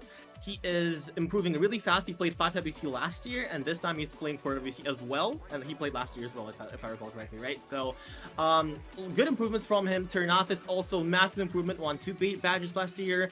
Good low AR hidden. Nezinyan also covering that hidden. Shumi also not really well known, but he played tryouts like crazy, getting almost number 1 and number 2. We also played a scrim match against Russia recently, and he proved himself quite well against the Russians here. And Dima also not as good as Plombier, I feel like, but a good change, a good safety net, because he plays Hard Rock really well. And I feel like Kazakhstan are probably going to be realistically 17 to 24. They might disappoint. I am ready for that because of course, obviously I am ready for that. But yeah, I have high hopes for this roster. I hope they will do good. I'll put them in 17 to 24. So it looks like overall top 32 with 2 and 17 to 24 here. So a little bit up for Kazakhstan, but a qualifying spot from not qualifying is always good.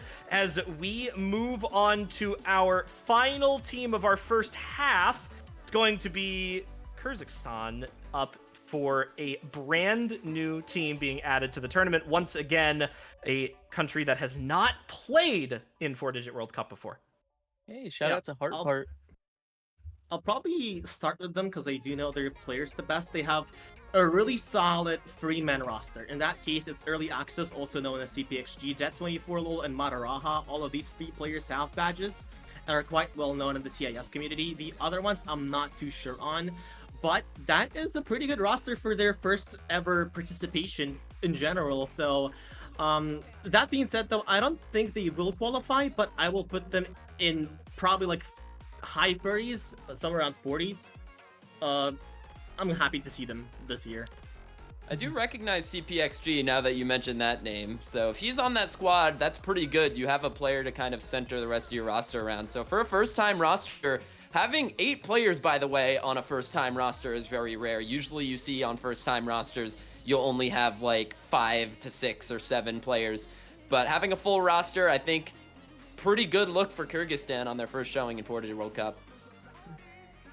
So good stuff for them. Unfortunately, looks like a DNQ. I think that's just the status quo. Brand new team. We don't know what to expect. We wish them luck in qualifying. Maybe they'll surprise us as we go through. That's Kyrgyzstan. Next up is going to be Latvia, the first of our second half of teams. They are making a 50% roster switch. Barely didn't qualify last year. 33rd, I remember that. It was so tragic for them. Do we think the 4 switches push them to qualifying, or does this stay the same? They did lose Waywern. Yeah, no Waywern, no.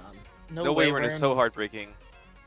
No Murzik either. Murzik ranked up really heavily after qualifying last year for WC, and pretty big drops for them. I just don't see them qualifying. Day drinking though, love to see day drinking make the team. Great username. That username is up there with a bruh moment on Team India in like notoriety in my head. Yeah, day drinking is really, really funny. Great I think name. I will begin day drinking now. Yep. Yeah, But it looks otherwise, like- Yeah, I'm sorry. Yeah, not really. We seeing just the world. stun-locked each other on this team Yeah. right here. Yes. Someone had to break it. I went for it. I'm very sorry. Someone had to go, but it looks like Latvia going to be DNQ right now, full across the board for them. But let's see if they can squeak out that last spot this year. They've got another opportunity to do it just to improve from last year. There is Latvia. Next up on the list, Lithuania, a 5-player switch out here. Some well-known faces, but a team that was not super close to qualifying last year, especially when you compare it to Latvia, which to me means about the same. I'd argue it's an overall improvement for this team. Not quite enough to push them through qualifying, but I definitely wouldn't be surprised if they reached the 30s in seeding this year. They lost Fibeth, though. That's like, to me, that's huge. That is a for big them. loss. That's Yeah. big. But I think that with the star rating changes, what they lose probably in like experience and skill cap, they might slightly gain in consistency? Question mark. Potentially? Consistency, unfortunately, I feel like is one of those things in qualifiers where it's like it's the one stage where it doesn't matter. Yeah, that's Um, fair. So I think they're sort of getting pushed off a little bit here, and it looks like we have another DNQ team in the bottom here for Lithuania. Next up, we are going to continue speed running through here. It's going to be Team Macau. They are another new team, and this is what Miles was talking about before. New teams not usually having those full 8-player rosters, which was quite a surprise earlier. Macau going to be sitting in that range, 5 players on this team, and it looks like an instantaneous DNQ for them. Best of luck to Yeah. Macau this year as we... Dude, It's the look at the Ireland narrative. usernames. They have Macau and Macau on Team Macau and Macau. Macau. That's That's awesome. We've had some great username teams that nobody has mentioned, like the sports one on Team Lithuania. They had basketball. I think they have football in their country. They had racing. Like, Imagine if they qualify names. though. That'd be so fun to cast them. Macau as if seeing the That's the aura. new, That like, is which aura. Macau, yeah. Yeah. or a team. Unbelievable from them. So we will see if they can squeak in a qualifying spot as another brand new team. Next up, a team that is not brand new. It is going to be Team Malaysia with their best placement last year. 3 roster switches this year. A little bit unfortunate to see that Chiyu switch out, but they did maintain a lot of their really good players. They did also switch in Kizuna, who is very good this time around. And this is a Malaysia that I'm going to be excited to see this year. Yeah, you did mention the Chiyu loss, but I'd add the no-head one as well for Yeah. being pretty massive. But Zeph, Breast, Hot Dog, and as you did mention, Kizuna are forming a pretty solid core that definitely I think will be enough to qualify. Maybe not enough to win a match. I'm kind of questioning myself on this take, but they might prove me wrong on this one. But I definitely hope to see them qualify.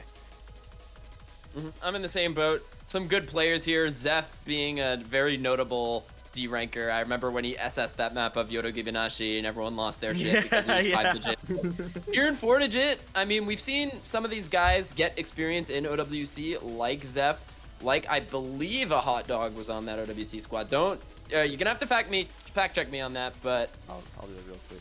just having that OWC experience there, just being like overall a team that's comfortable getting into the tournament, I think I could put them in qualifiers with a pretty sound mind. Yeah, Hot Dog was on the OC World Cup team last year. Nice, nice. So that's even better then. I'm gonna So a good team. bump them up a little to speed here, only because I remember last year they kind of they like got a middle seed. They, I believe, won their first match against Indonesia, and like that low SR consistency from this team is higher than they would like most people would expect. I could see them getting a early round upset into a top 24 placement. Looks like mostly we are Yeah. sitting on D seed for qualifying for Malaysia again, which is at least maintaining for them this year. Yeah, it's looking pretty even indeed. Strong Yep. stuff for Malaysia. Good for them. Next up, we are moving on to Team Mexico. They are making a 4-player switch out this year for some good additions, but Mexico 4WC, you know, a lot of really good Mexican players are sort of in that 3WC, OWC range, and unfortunately that leaves their 4WC roster a little bit more barren as a DNQ 49th last year. Flameshock is a name I haven't seen in years. Yeah. Glad to see him back on the team. Losing Siros, though, is quite huge for them, I think. That was their best player last year. And without him and them already being seed 49 last year, I just don't really see it for them this year, unfortunately. Yeah, and losing Ciros, who's one of their more experienced players across rank ranges, even in OWC, you see that guy. So not having him, gonna be a loss. They didn't qualify last year. Not sure how they do it this year.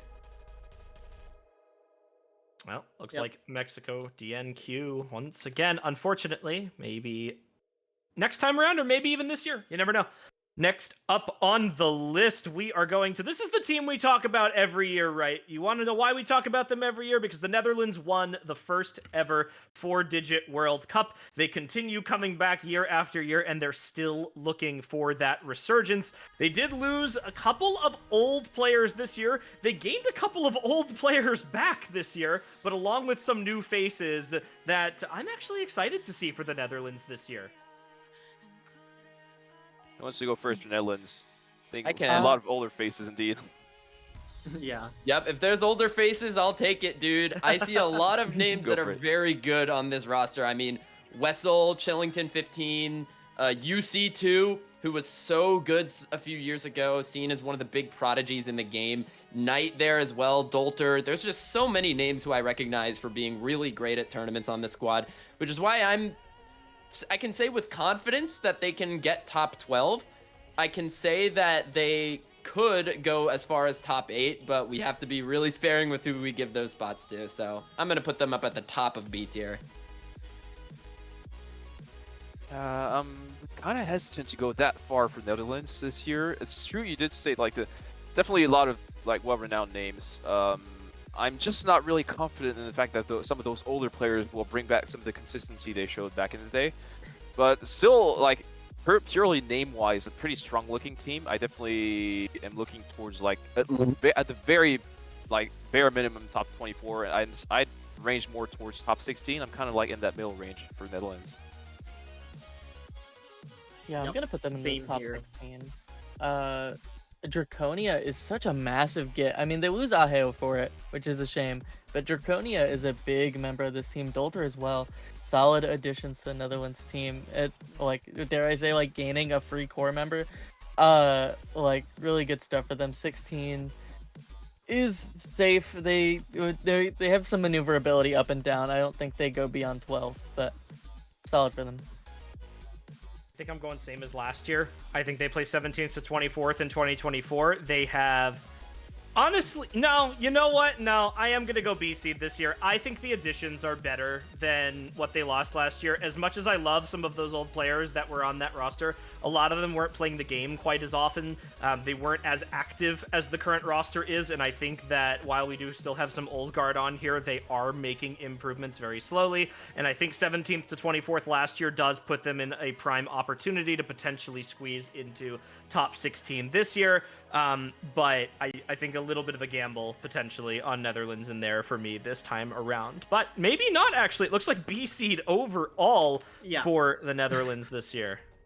I decided to change because I did not see Draconian there sneaking in at the bottom, but that is a good addition that I feel like Oh, will yeah, help them to actually. get to B tier actually, because otherwise that they would have probably stayed in the C tier, but B tier is now definitely possible for this team. I think I'm like at the very top of C tier for them.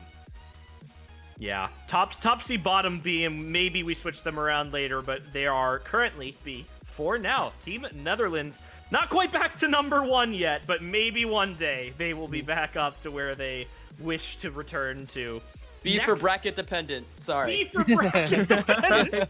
Yeah, I mean It's true. Netherlands in the history because they're like first in the very first 4WC, but they're also second in the very first OWC. Like just I old think men in Netherlands were really Netherlands cracked. needs Remco back. They need Remco back right now this year. This is the time he needs to return.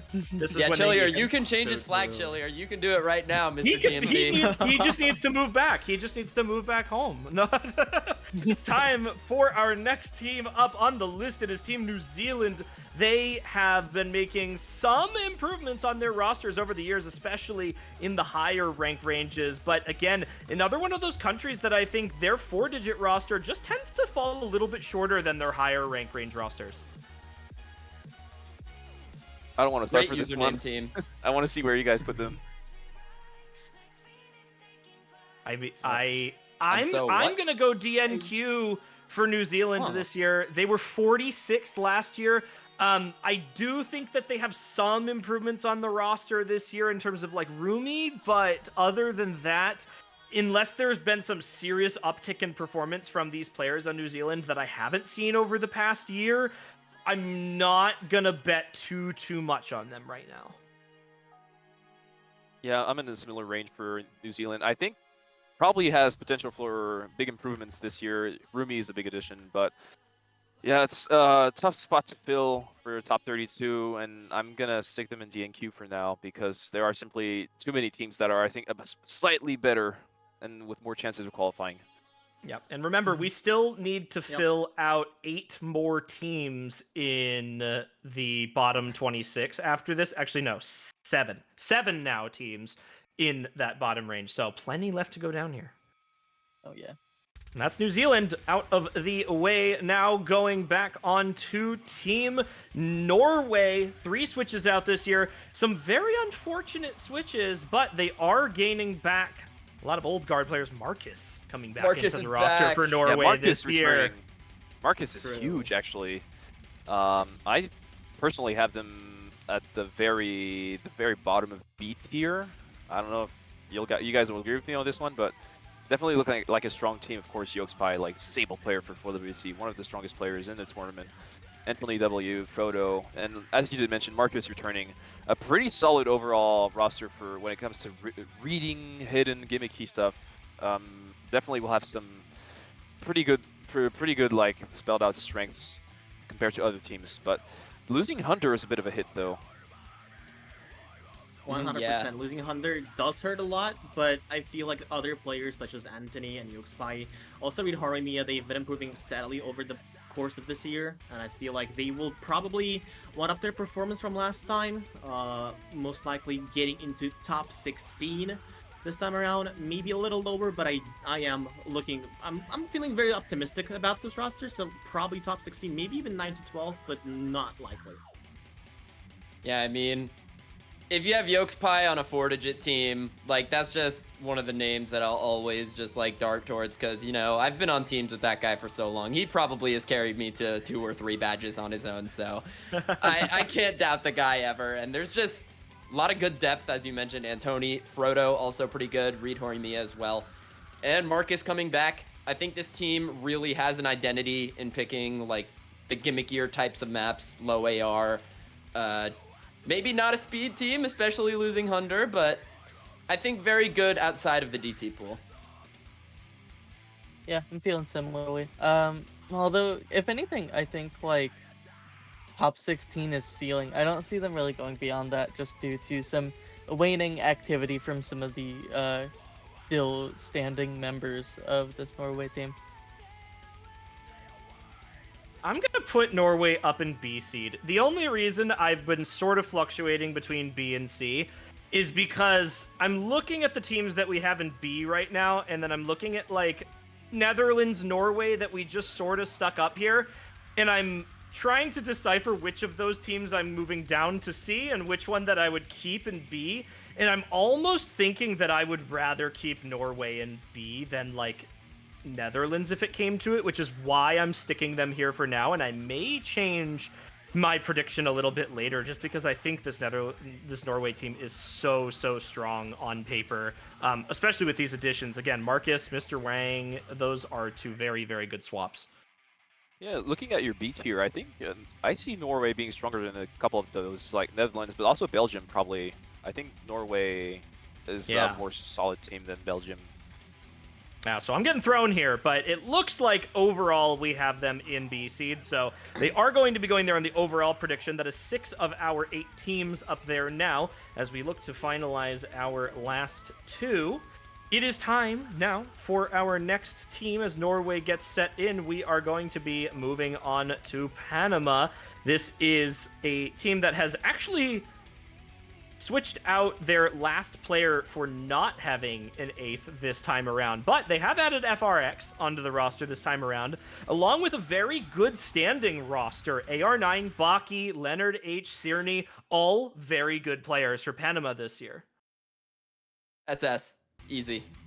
They have Hammy, they have Rojo. Like, what else do you need? The Hammy is huge in that range, especially. With that said, I'm not sure it's quite enough for them to qualify, in my opinion, but I really hope they do because I love the Hammy narrative. I am in the 100% Panama qualifies for the tournament this year.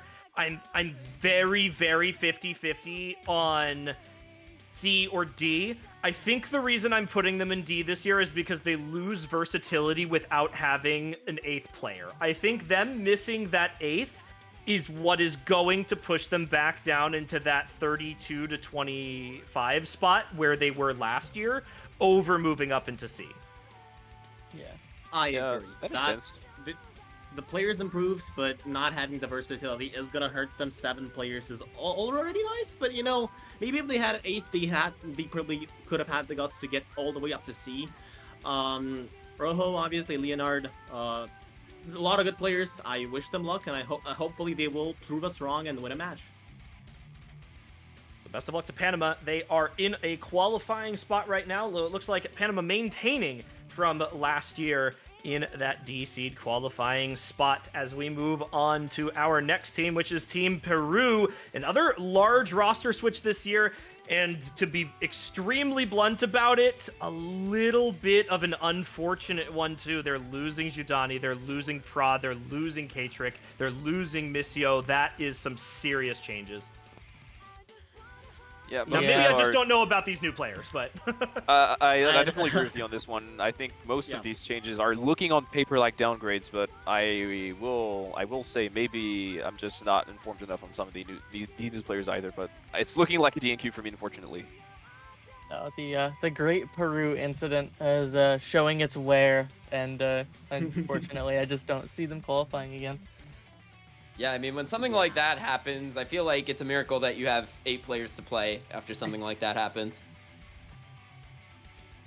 tragic. Yeah, maybe the morale loss too of, you know, having a lot of the old guard switching out there, but that looks to be a Peru DNQ as we continue moving through that. A lot of teams left to fill in down there.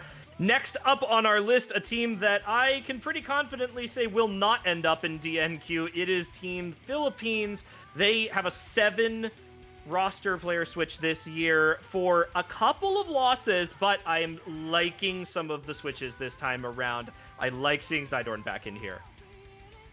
Excited being back. Yeah. Yeah. Who wants to start? Lots to say about this roster. I Go got ahead. you. I was recently the head pooler for Philippines Kaibigan Cup. So I got to like firsthand see a number of these players do their thing. Bin Ninja, Perhaps, Francis Queso, and Zany all made it to the top 8 of that tournament, where the top were like just Philippines OWC players. Zone ended up winning it. But Zany is such a strong prodigy on the come up. One of the main reasons that Philippines made top 4 in 5WC this year. Gabber SS is a massive get for the team.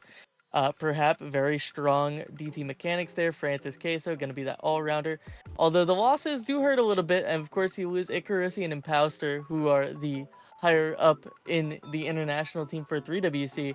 But plenty fine replacements. I'm gonna put them in the B. Yeah, I agree with the fact that B tier is reachable for them. I was hesitant between C and B for a while. I think, as you did mention, some of the newcomers are really interesting. But as you did say, they were 17th to 24th last year, and they are losing Impouster and Ikarusi. So are those changes enough to push them all the way up to like A tier? I don't think so. Glad to be proven wrong once again, but I'm gonna stick them in B tier for now. I feel like Philippines is one of those. Sorry, once again. It's okay. I feel, yeah, it just happens, you know. But yeah, I feel like Philippines are one of these teams that is potentially one of the dark horse teams for this tournament. You have such players like Zany, and I did see him play on 5WC a lot. He's done a lot for his team, and in general, I think he got first in statistics when it comes to like qualifiers and other stages as well. And giving that the overall SR is dropping for this tournament, such players like Zany is gonna have a lot of opportunity to show themselves and have a spotlight on this team. Players like Gabber SS and Sidorn are also nice to see them, as well as Perhaps. I feel like they will probably going to be around 9 to 12, maybe 13 to 16 as well, but I'm really confident about this roster. They are looking good, and I hope that they will do good. They might even get top 8 if they get lucky. I'm going to be optimistic about Philippines, but I'm also going to try and be reasonable about this in the sense that I think this Philippines roster has not made such massive improvements that they are going to absolutely skyrocket up the rankings here. I do, however, think that they are floating between B and C seed for me. And the only reason I am putting them in C seed right now is because I'm looking at the list of teams that we have remaining to put on this tier list right now, and I'm seeing more than one of those teams that I would put in B seed. which sort of makes me want to put them in that floater spot because I already see 2 or 3 teams in B seed that I want to move down. And I think I'm just going to have so much fluctuation here Yeah. that I need to start putting teams in C seed to fill this out. So it may change, but I'm just going to put them the same as they were last year for now. I don't think they went down, but I don't think that there is like noticeable hard improvement here. I'm in the same boat as you, and you know, I've got 1 slot left in my B seed right now, and I think I might be giving it to literally the next team. So Yeah. So it looks like overall Philippines B seed right now, they are going to be our 7th on our overall tier list, which means 1 more team for that B slot, but plenty of teams left to go, switches later. Next up on the list is going to be Team Poland. They've lost some crazy good players this year, but they have gained players that might actually be an improvement from who they lost. Yeah, that is a very interesting team this year. As you did mention massive losses. I think the most recognizable name in the losses would be Michny. Really strong BMG. player. BMG as well. Pretty big loss for them. However, Kirochi is a very good addition. Asriel as well, and I believe Asriel is from the 5-digit scene from last year, if I'm not mistaken. He won Kanyo Cup Yes. this year? And He he won- won. Yeah, exactly. Like, yeah, pretty good wins under his belt, and also like, especially Ashedis and Kosturek got so much better. Like, they were 2 of the strongest players for the Polish 3WC team this year, which I believe finished in top 6 position. So really good performance on them. Overall, yeah, I definitely see a world where they could even replicate last year's performance, in my opinion. yeah, you know, the more I look at this, I think I agree with you actually. I think top Yep. 6 bare minimum, then top 4 is doable for Poland. 100% agree on this one. I'm so in on that. That is 100% where I'm at. Damn, unanimous on Poland without even needing a ton of discussion. A guaranteed top 8 finish for them based on that one.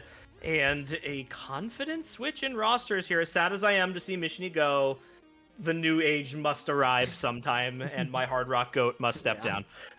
So, Yeah, I mean, Michny, yeah. I don't want to bash an open door, but really, like, Kosturek and Shedis, the 2 of them are both like probably in like the top 15 best players of the tournament. It's super Yeah. scary to have both of them on the same team for a full-digit World Cup.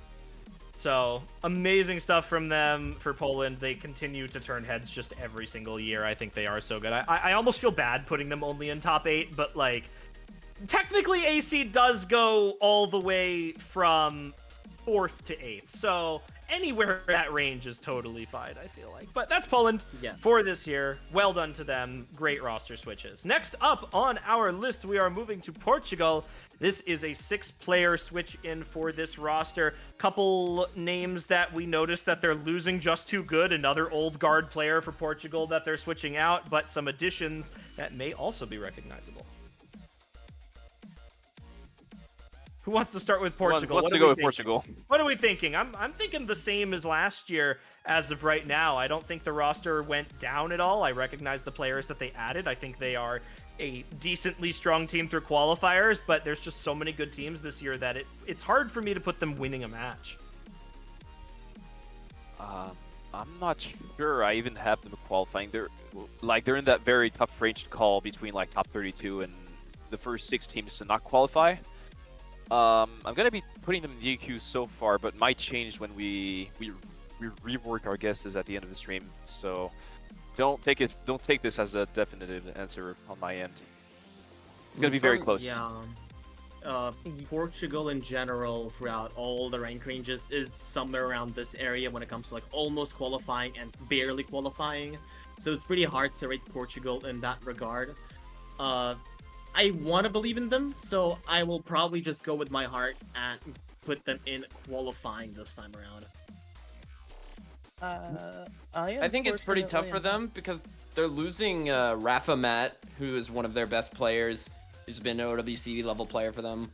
Also losing White Car and Udzap, dude. Like, that's pretty tough losses for them. So I think I'm going to keep them in DNQ. Yeah, Big Yikes is a good addition though. We didn't talk about him. Yes.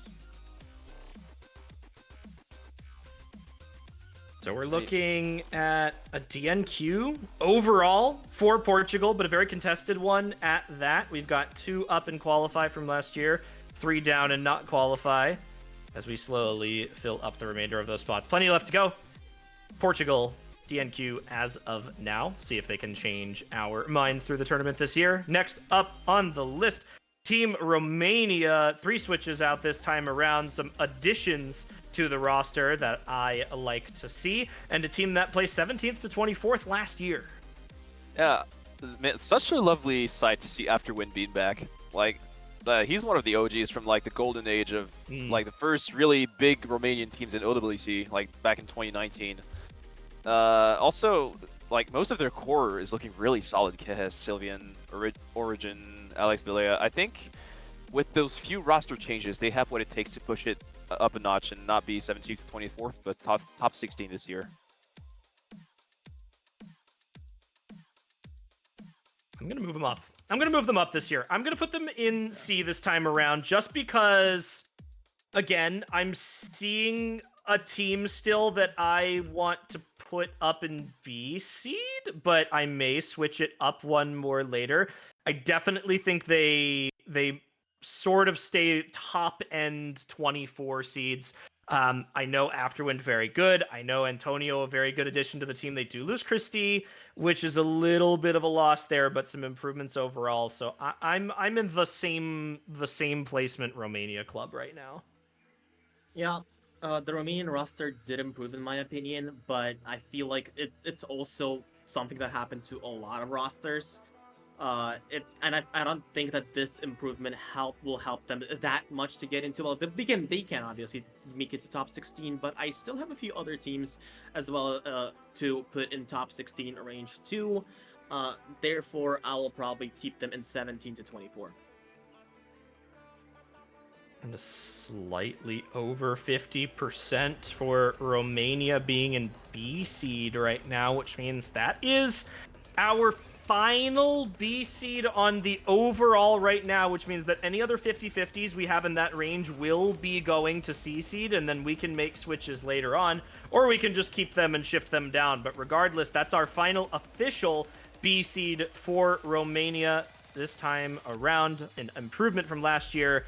As we move on to our next team, it is going to be Team Russia. 7 switches this year, and some switches that I am not a fan of this time around. This is a team that was top 16 last year and have absolutely lost. They lost Markram, they lost Vitia, they lost Delete, they lost Ice Shark, they lost Arclight, but they gained Suzuha, they gained Fedotov, they gained Shadiver. There are some good Biadok. I'm torn. I'm torn with Russia this year. Like, I don't know how to think. I don't know what to think about these. I guess I'll probably start because I recognize these players probably the most out of here. Vorkuta, 11 IQ player, Paracat, and Vlados. All of these players, they have been improving so fast. Vlados almost making it into, I feel like, 3WC roster last year. I'm not too sure though, but this player has been improving so much. Obviously, losing Ice Shark and losing Markrum is gonna hurt a lot, but also Vorkuta has been playing a lot of tournaments right now. Fedotov also is playing a lot of tournaments, and in general, these players, all of them are really active tournament-wise, maybe except for Stacia. But Stacia has already shown last year, and not just last year, but in general, they are quite good at what they do. I feel like in case of Russia doesn't troll, they have some good potential, but I will probably put them in 13 to 16. If they had Markrum, who is still in that range, they could have gone top 8, but sadly, I feel like it is... Well, they can get higher, but yeah, Russia is looking good, but not as good as I thought they would be. Yeah, Let me just... Go ahead. Okay, thank you. Russia is like the country where they have this like weird curse for late stage that I know people love bringing up. I'm going to bring it up here again, where they get the finals in a lot of open rank, or not even open rank, just national tournaments in general, and they just fizzle out. But the skill cap being lowered this year, they might be one of the big winner countries from that. And I can't say that because I know these players, because I really don't, but just to say, like, Russia's scene is so huge, and putting in 8 players, you can always count on them to do well. And I know I've said that a lot. I'm saying it again. But I want to put this team in B tier so bad, man. Yeah, to an extent, I feel like Russia is kind of going through what Poland went through in last year's OSU World Cup, where you like switch out all of a sudden all of these older names that have been hanging around for years, and as mentioned earlier, some of these players are big up-and-comers in the tournament scene. I'm kind of like by default putting them in the C tier because I simply don't really know what to expect from them, but I definitely recognize a few of the names and think that they could make a push in this tournament, and I hope for the best for them because if this is the start of their newer competitive scene, things are looking pretty good for the following years. So I'm slapping them in 17th, 24th, but if they make it farther in the tournament, I wouldn't be surprised. Yeah, I'm in a similar boat. Just want to shout out, player hasn't been mentioned yet, Paracat. One of the more like consistent hidden players in 4-digit, like just completely shreds so many leaderboards that in maps like you see like a leaderboard of 96s and he's holding some 99 something. So good to see him on this roster. I think in comparison to Markram, it's going to be a tough spot to fill, but excited to see him do it. I'm putting him in the 17 to 24 out of necessity. I feel like everyone else has gotten stronger than this Russian team has. I think I'm sort of in the C seed gap right now. Like, this is a Russian team that I don't want to put down from last year, but given the fact that I put Romania in C, I don't think Russia is notably better than Romania this year. I think another player that we probably haven't mentioned that they lost this year, which has always been Russia's strength, has usually been mechanics. I think in every tournament they've been in. And someone we really haven't mentioned, and I'm totally going to butcher the pronunciation, Maxon, is like one of their better aim players on their team. Was that fine pronunciation? I feel like that's how you said it, but it's Yes, you nailed yeah, it. like aim player, loss on a mechanics roster, especially again alongside Delete, alongside Markram, alongside Ice Shark. It's not what you want to see overall in terms of like a skill set switch too, and it just concerns me more than anything, which is why I want to be reserved with Russia this year.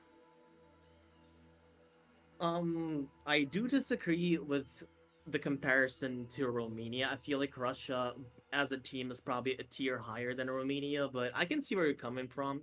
That is true. Like, just because of the range in C-Seed, I think, like, because we're swinging all the way from 17 to 24, there's, like, that top of the range and the bottom of the range, and, like, I don't think they are that notable off, so who knows? Who knows with Russia? There's a lot of splitting going on here. It looks like, overall, another C here? That's, no, B, C? C, yes. Three C. Yeah, so it looks like, overall... we have Russia, C, for now. Again, switches later, but some good conversation and a team to potentially turn some heads this year. Next up on the list is going to be Saudi Arabia. They're not first time playing in 4-digit World Cup. They have been here quite a few times now in a roster that has made improvements almost every single year. They had a really good year in 2023 qualifying through. They had a little bit of a fall last year to out of the top 32, and they're looking to bring it back with some roster switches this time. Who wants to start? I'll start. I think they qualify this year. The thing about like so much of the Saudi Arabia team is so strong. They're like just not disciplined. Like they just like they'll like just like not show up to tournament matches. They'll when they do show up, they perform greatly. But then sometimes they falter. It's just like it's motivation issues with the Saudi Arabia team. They could be peak. They could be like a team if they really wanted to, with members like Call Me Red, Rikuria, 3BDoo. Like those are some of the strongest 4 digits, but they just don't lack that motivation. I feel that there's I feel like they're this type of team where some of these lower top 32 teams are more of a consistency based team, and this is more of a carry top 2, top 3 players potentially carrying the entire team through qualifiers type of team. So it's really dependent on if these core players are motivated, as you did mention, to play and push on this tournament. So I'm putting in them top 32. I don't really see them going further, but I at least hope that they qualify. Yeah, definitely agree. Such players like Call Me Red, Free Video, in the same team, it's all about discipline and the motivation for this team. If the team is motivated, I can honestly see them going as high as like 17 to 24 in the span of this tournament, maybe even like 13 to 16. But given, I'm probably going to be a little more conservative here and put them in D tier for now. Yep, conservative for me too. D tier is safe in my mind. I think they had, again, a little bit of a slip up last year with some players not being here for qualifiers. They've got a lot going for them. 3BDO, I think, one of the highest rated players in the tournament last year. Continues to be one of the better 4 digits in the entire community overall, alongside their teammates. So good stuff from Saudi Arabia every single time. What were they the highest? They were the highest, number 1 seed again. And again, motivational issues go a long way in bracket stage. Being able to put up the performance from qualifiers when it's more than just your team on the line, it's against the other team, does go a lot. And, you know, I think that is what's going to make the difference between them D and C this year. But it looks like D overall for Saudi Arabia this time around. So confident they're going to qualify again this year.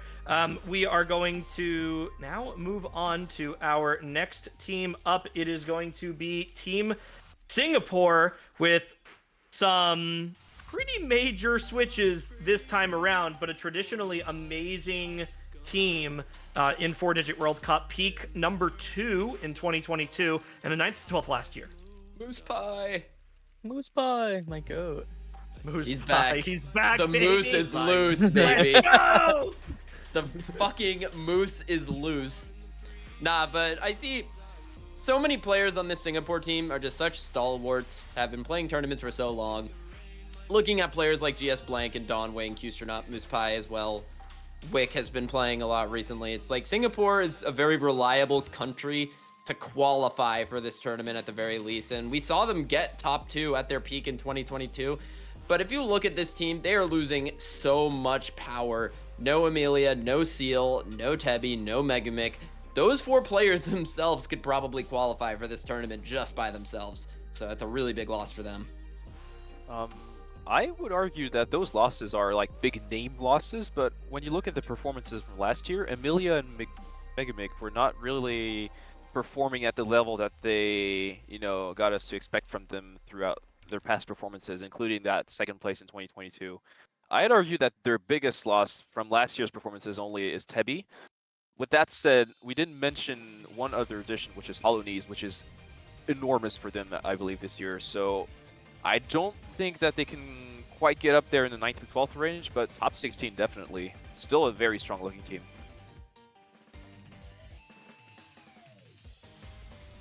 I'll go B for Singapore again this year. They were 9th to 12th last year. I do think that they have lost quite a few good players this time around, but they did retain GS Blank, Don Wing, and Astronaut, which is sort of like their trio core of awesomeness on that roster. And to maintain, you know, 3 out of your 4 best players in terms of overall performance is definitely still enough in my mind to keep them in that top 16. I think they're going to be my last pick for those top 16 teams. I don't know if they push 9th to 12th again, but I still think that they're within reaching range of that again. Yeah, I like these guys in top 16. As mentioned, Hollow Knees is such a strong get for this team. I do think, I don't know about if anyone has any information on Wick as a solid, like, cover for some of the mechanics this team really needs. But everyone else seems like solid fits for previous existing skill sets besides the Wick seems to be an HDHR player. Oh, So potentially some good mechanics there. Yeah, so some good mechanics there. I'm seeing like Toa Yorotori, Pure Furies, Caramel Heaven. Yeah, this is a mech player. I feel like Singapore for me is somewhere in like in the Philippines side. I feel like this could be a Dark Force team that can perform even better. I did put them B tier, moving Belgium back to C, but such players like Q-Stronaut, GS Blank, Hollow Knees, I feel like they can have play a massive role in their performance, and I want to see them do good. I'll put them in B tier for now, but this can change probably. Yeah. All right. That seems to be unanimous B this time around. So that's our first extra B-seeded team moving up into the list. So that is one team that we are going to be forced to switch down. But it seems pretty Oh. confident for Singapore up there, it looks like. Yeah, it seems like Belgium was moved down by majority of us. I'm Yeah. not moving on my personal until we change later. I'm leaving this for now. I'm gonna just own it. Yeah, I'll wait till the end as well. We'll go after, but it looks like next up on the board is going to be Team Slovakia as we move into our final couple teams here. This is a 5-player switch out for them. Some good additions, but a team that has not qualified in quite some time. Are we It's not thinking? looking I'm too seeing great. it pop in. I'm seeing it pop in. Yeah. Yeah, it's unfortunate. Yeah, go ahead. Sorry. We played them the last time they qualified, Chillier. Remember Yes, that? I we think did. it was round of 16 in 2020, back when I think they had what was his name? His name, I think it started with a T. Tikef? Tikef. They had Tikef. yeah, yeah, they had Tikef. Tikef. Yes, That That was guy their was OG really carry. Tikef was really good. that was um, probably one of their better players. Yeah, unfortunately not showing up this year and not looking too great as the when it comes to the odds of qualifying. So I think we're all agreeing on DNQing here. Yeah. Yeah, looks like Yeah. it. So that's one more team to add to the DNQ. I believe that is 5 teams left that we still need down there. Plenty left to go. Next team up is certainly a head turner in the top level rank ranges, but let's see what their 4WC is looking like this year. It's Team South Korea. We have some very, very sad losses this year. Atapir, Piper, Mouse Player, all leaving, but Gambler, Lugiel, Garalulu, all back in this year. What are we thinking that means for South Korea? You did mention the sad losses. I'd argue this is an upgrade compared to last year's roster. I agree. Great, but we're I still agree. sad to lose. Then we can be sad to lose, Piper. Okay. Dude, Gambler Of course. is playing. Gambler is playing. Gambler. Gambler's Well. playing. Of course, we're sad to lose them, but there's several things to say about this roster. First of all, the 4 core that are remaining are all extremely good. The hidden on this team, most notably, no KJK, Vwall, and Gambler on the reading as well, is going to be huge. And I think what they lose in skill cap when it comes to tapping, for example, they gain on other strengths, such as the Gambler easy multiplier on Fremont is going to be absolutely gigantic for them this year. Like, this is super scary. I'd put them in S tier personally. I agree with their top three contender. Maybe even contender for the win. I'm of course biased towards France, which you can call me out for. But yeah, this team is looking so good. And another thing also to be pointed out is that no KJK's experience being like former captain and also coaching of the Osu World Cup team for South Korea, and as well as Gary Lulu having insane player knowledge, makes them feel that much more secure when it comes to matches, and you'll feel that they'll be in control for most of their matches against most teams. So yeah, I'm looking to that. I'm looking at this roster coming in this tournament with a lot of confidence and definitely making a push for the win. Yeah. Yeah, like, When ahead, when I was looking at this team, or when I was looking at Canada earlier, this was the team I had in mind, who I originally had in first, and now I'm looking at it again, and South Korea's looking really good for first. I'm really big on this South Korea team. I feel like they rounded out a lot of the gimmick that they're already strong at. They gain so much aim prowess in a player like Lujel. One of the strongest Hard Rock rosters in this tournament, if not the strongest Hard Rock roster in this tournament. I like everything not tapping. I just don't see them losing. Like, they just overperform on so much. I gotta put them I'm putting them for the dub. I'm moving Canada back down. interesting. For the Well, I dub, can- that's For the dub. for the dub is kind of Exactly. crazy. Damn. It's like if you're saying they win every reading, yeah, they have Gambler and Nope, but like look at some of the other top reading teams. Like, does their reading beat Canada? Does it beat US? I'm not I'd sure about argue- that. That's a tough ass. Yeah, I'm not sure either. Yeah, I'm not sure. either. I'd argue they're the Um, strongest gimmick team. Yeah. Ooh, that's fair. Maybe overall they're one of the strongest gimmick teams, but this is. Oh, I don't know. That's bold for number one. Maybe for raw reading. Maybe for raw reading with a guy Raw. like Gambler, but like for overall True. gimmick, not so sure. This is a But tough I pick. can respect that. That is a tough pick indeed. I feel like the overall like deviation of this team. It can go like all the way from like top 3 to like maybe top 2 even, all the way up to like top 8. So it's really hard to place them. I do feel like Germany and Canada are looking a lot more attractive than South Korea personally, but I would be really happy to see South Korea in top 3. I'll probably put them A tier, but that is a really good roster. Keep them in I'm S. with you, We can have a Lighten. third S team. Yo, chat, is that legal? Chat. Oh yeah, Well, I buffed Poland up to S, by the way. Oh, think I just did. big Oh. ups for Poland. Whoa. Yeah. To me, Poland is number 4. Of course. I don't know. This We'll is have time tough. we'll have time to debate of that once we finish getting through all Yeah. the teams. Let's debate Yeah. later. Let's debate later. I'm gonna leave them in S tier overall because that looks like where we have them on average. We've got 2 S's, we've got an SS, and we've got 2 A's on here. And then we'll switch them around later. But I'm excited for South Korea this year. I will always have faith in the love of my life, Nope KJK. So we will see South Korea. We'll put them in B or SSS for now. Next up on the list is going to be Spain. They've got some switches around this year. And Harmonia finally stepping down from 4-digit World Cup after 800,000 years of being in 4-digit tournaments. We're sad to see them go. But a very strong roster precedes them, as we do have some big additions for Spain this year. That team is kind of hard to call into which range they're going to fit in, right? Like, are we seeing them winning matches like last year, like being as consistent with those roster changes? I'm Yes. doubtful. I'm doubtful of the top 16. Yes.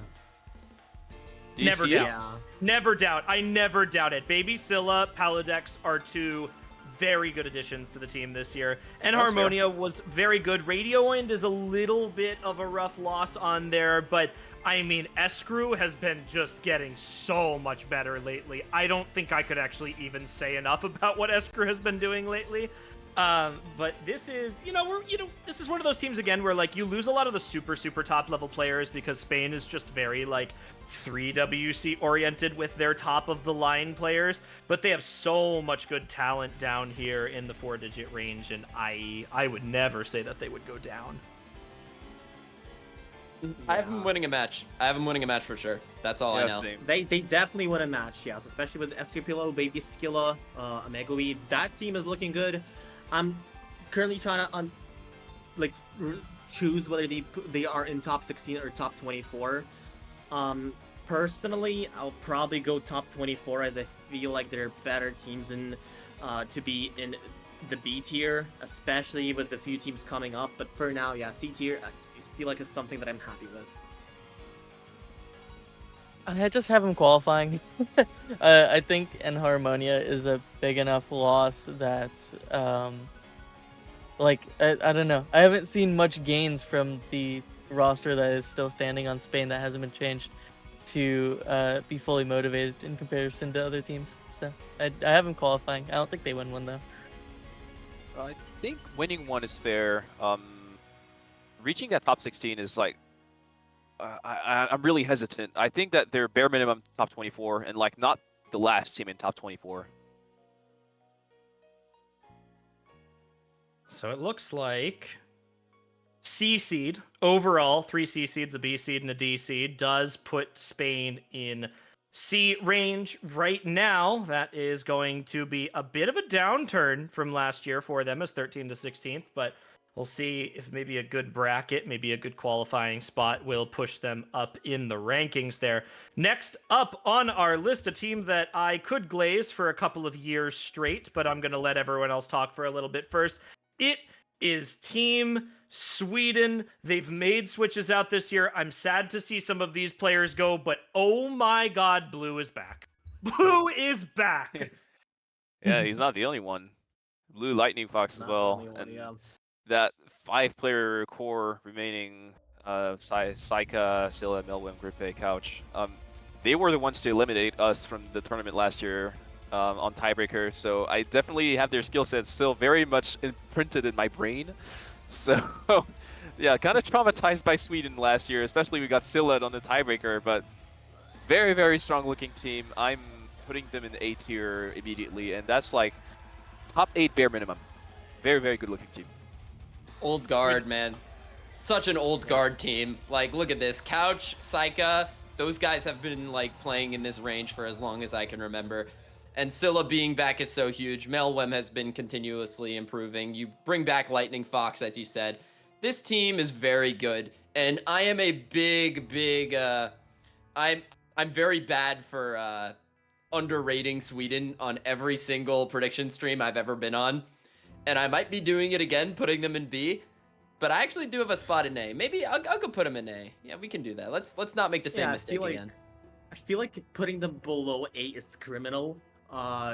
Honestly, like looking at this roster on paper, you have Skilla, you have Lightning Fox, you have Saika, you have Blue. Like, honestly, I see Chillier's placement, and I feel like, dude, that is so respectable. Because I will not argue with this placement. I mean, I can get that. I can get SS on Sweden. That is a really good team, and also has the potential to win the entire tournament. I feel like a safe spot for them would be like top 4, top 5, 6 as well, because these players, the skill sets, all of that, I can just keep on glazing this team forever and ever, but I feel like I'm more attracted towards Canada and Germany for now. Yeah, I will say that, honestly, I feel like Chillier is putting them in first place, but if I'm putting France first, I will definitely not argue with Chillier putting a team like Sweden first, because historically they have proven so much more than France in 4WC, so that's fair. I will glaze Sweden to the end of the earth. I've been a Sweden supporter since they started rebuilding their OWC roster years ago. These are players that I played with when I was in 4-Digit that are now coming back and in the modern day. And if they are even half as good as they were back in 2020, 2021, Sweden is going to be terrifying this year. They have Scylla on the team, who, in my opinion, would be my pick for the best player in the tournament, potentially, this year. This guy does crazy shit every tournament he is in. He absolutely does not belong in 4-Digit. Get out of here, Scylla, now, please. It's terrifying. Yeah, and the old guard maintains. I want to add something as well. They maintain. Yeah, what are we adding? Let's glaze. Yeah, I honestly, I just noticed Melvin. I also staffed in Sweden Cup this year. I did a custom map that this year, but yeah, Melvin also a pretty cracked player, and with all of these rosters, honestly, you know what? I'm gonna put them S tier, not A. I will join the glaze, and I will support Sweden. We are gaming. So I'm excited. I'm so excited for this team. Saika as well, Melwem, Grippe, Heyo, Lightning Fox, all of them. There is no way I could potentially put this team lower than they were last year in any way, and they are in my mind. And I say this the SS is a little bit of a joke. It's a little bit of not, but this team is unironically able to push for top 3 this year. They just are. That's a beautiful team. I just want to point out one thing is that we didn't really mention the losses, and especially Tony Reno is, in fact, a major loss. It was a core player last year, so I just hope that they got what it takes, those newcomers to... Of course, they are not unknown names, but I hope that they got what it takes to replace the players who unfortunately left the roster. But yeah, overall, very strong team, and I definitely agree with Chillier's take on Scylla being the most dominant player in this tournament. I'd say he and Nope KJK are probably my 2 picks for being the 2 strongest looking players in this tournament. I'm sad to see Felrion and Phelan gone too, honestly. Those are 2 good players. Yeah, I'm and with that's you there. why, Phelan's so good. I don't know. This is just this is the blue of now and not the blue of old is my only thing. And in comparison, I don't think you understand what the blue of old was like. I don't think you understand what a demon this dude was. This was terrifying. I can see it, but I don't know. Just these changes doesn't. As somebody who's newer to the tournament scene, who wasn't around for blue of old, as you know, I feel as though this is same as last year. Tony Reno is just such a massive loss. I'm very high on that guy. So losses, but good additions this year. And I think Sweden, they've old players, right? But they age like a fine wine. I think Blue will get better over time now that he's back. In chat right now, chat, are we cooked? Says Blue. Blue, Blue, you're ruining my narrative, bro. Chill. Let it be Old man said. compliments Age. Oh my goodness, this Old seems to man be compliments age. strong sentiment around Sweden this year, and it actually looks like we are averaging. Are we averaging S? No, we're between A. definitely averaging between S and A. So let's put them in A because we need another team in A right now. And then it seems like everyone will probably be happy with that. So, because we already need to move one down from S tier. So we'll be switching things around. But that's probably going to be one of the better Sweden rosters we've ever seen as we spend a joyful amount of time on them. Next up on the roster list is, as we move through our final teams, is Team Switzerland, a brand new roster for them. They played in 2022. They didn't qualify. They've made huge switches since then, and they're finally back now in 2025 to fight for a spot once again, but an uphill battle as a returning team, as usual. And Yeah, no not player much- overlap is insane. Yeah, not much to say about that newer team. So best of luck for this incomplete roster in terms of numbers, and just hope for the best. But I don't think there's a world where they qualify, unfortunately. Yeah. So I think that's it. Switzerland Yeah. not qualifying this year. Unfortunate, but we will wish them the best of luck in qualifiers as we move on to our next team, Taiwan. This is going to be 9th to 12th last year. Their best placement ever, and some switches that I'm not happy about, Sheena. I'm not happy about you leaving. I'm not okay with this. Where are you, Noriko? Man, Please Noriko, come back. Sheena. Noriko. back. Rucker's Lose it. back. Wait, Gao Hao. Gao Hao was on the roster, guys. That is My an goodness. old ass name. Yeah. Legacy I have- Taiwan roster. I got them 17-24. They still got players to win a match, perhaps two. Spinespike, Neko Kamui, Ruaya Flyer all returning. Very solid core. Summerquote also really good addition, but losing Imokora, Diastrophism, and like as we did mention, Rucker and Sheena and Noriko, of course, and Sheena especially being the biggest loss in my opinion, and I think everybody will agree with that. I always had a soft spot for Taiwan, and it's sad to see them kind of see their older players slowly fade away from the game and not really be replaced that much. But I really have hopes for the newer generation. So hopefully they qualify. Hopefully they win at least one match, which is what I'm predicting them to do. So that's pretty much all I got to say about them. Yeah. I'm with it. I'm currently thinking of who to remove from the C tier because I have another extra team in here, but I'll put them in C tier for now. I also believe that they are likely to win at least one match, and I'm excited towards this Taiwan roster because usually a lot of people sleep on Taiwan, and every single time they prove us wrong. It was 3WC, it was OWC, they proved us wrong every single time, and they can definitely do this for this tournament as well. As someone who is usually a Taiwan glazer, seeing that mentioned now, with the glazing we did in the 3WC prediction stream, I don't know. I think they qualify. I'm not high on any of these new members as I was the old guard.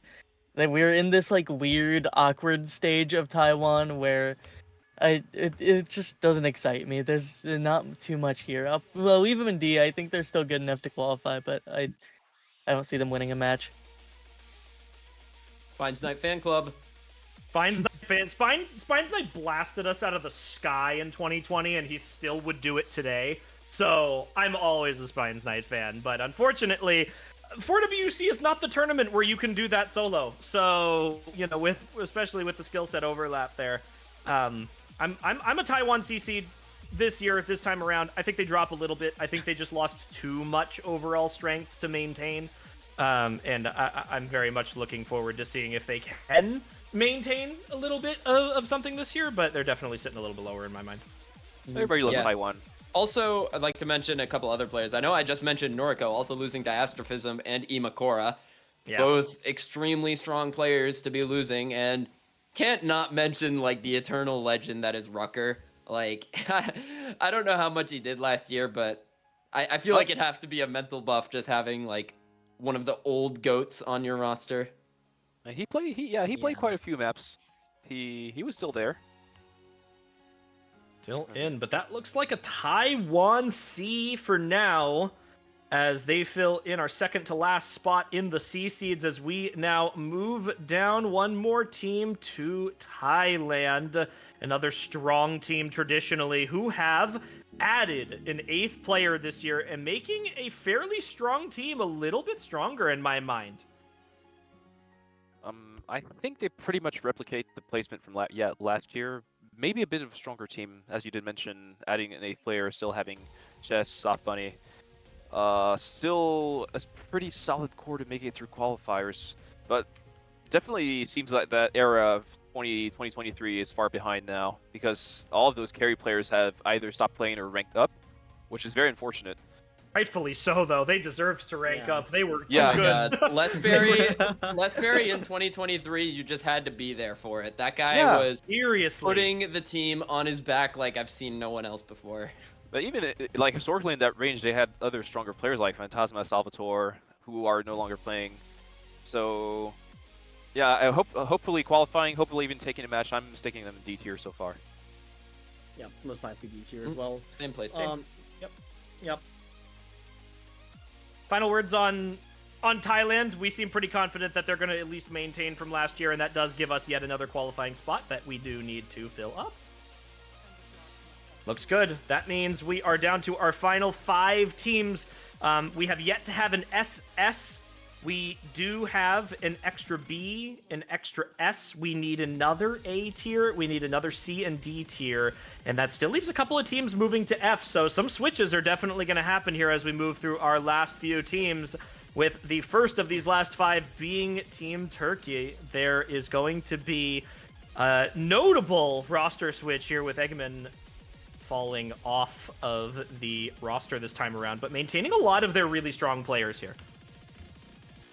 Yeah, Eggman was, for those who have that reference, was one of the 4 horsemen to take the point off of the sackest USA team in OSU World Cup. So that was like really historical player they lost, but I think he wasn't really playing the game that much anymore. So being replaced by Spray is actually pretty interesting, and most of the remaining players were in the OSU World Cup team and actually performed really well. So they didn't even manage to take the win against us in the round of 32. So yeah, that is another one of those teams that just kind of scarred me for life.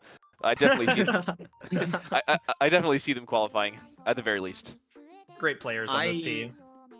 I just love this team so much. I have staffed in Turkey Council League, and there were a lot of Turkish players, and both Orkai. I feel like in general, this team does have a.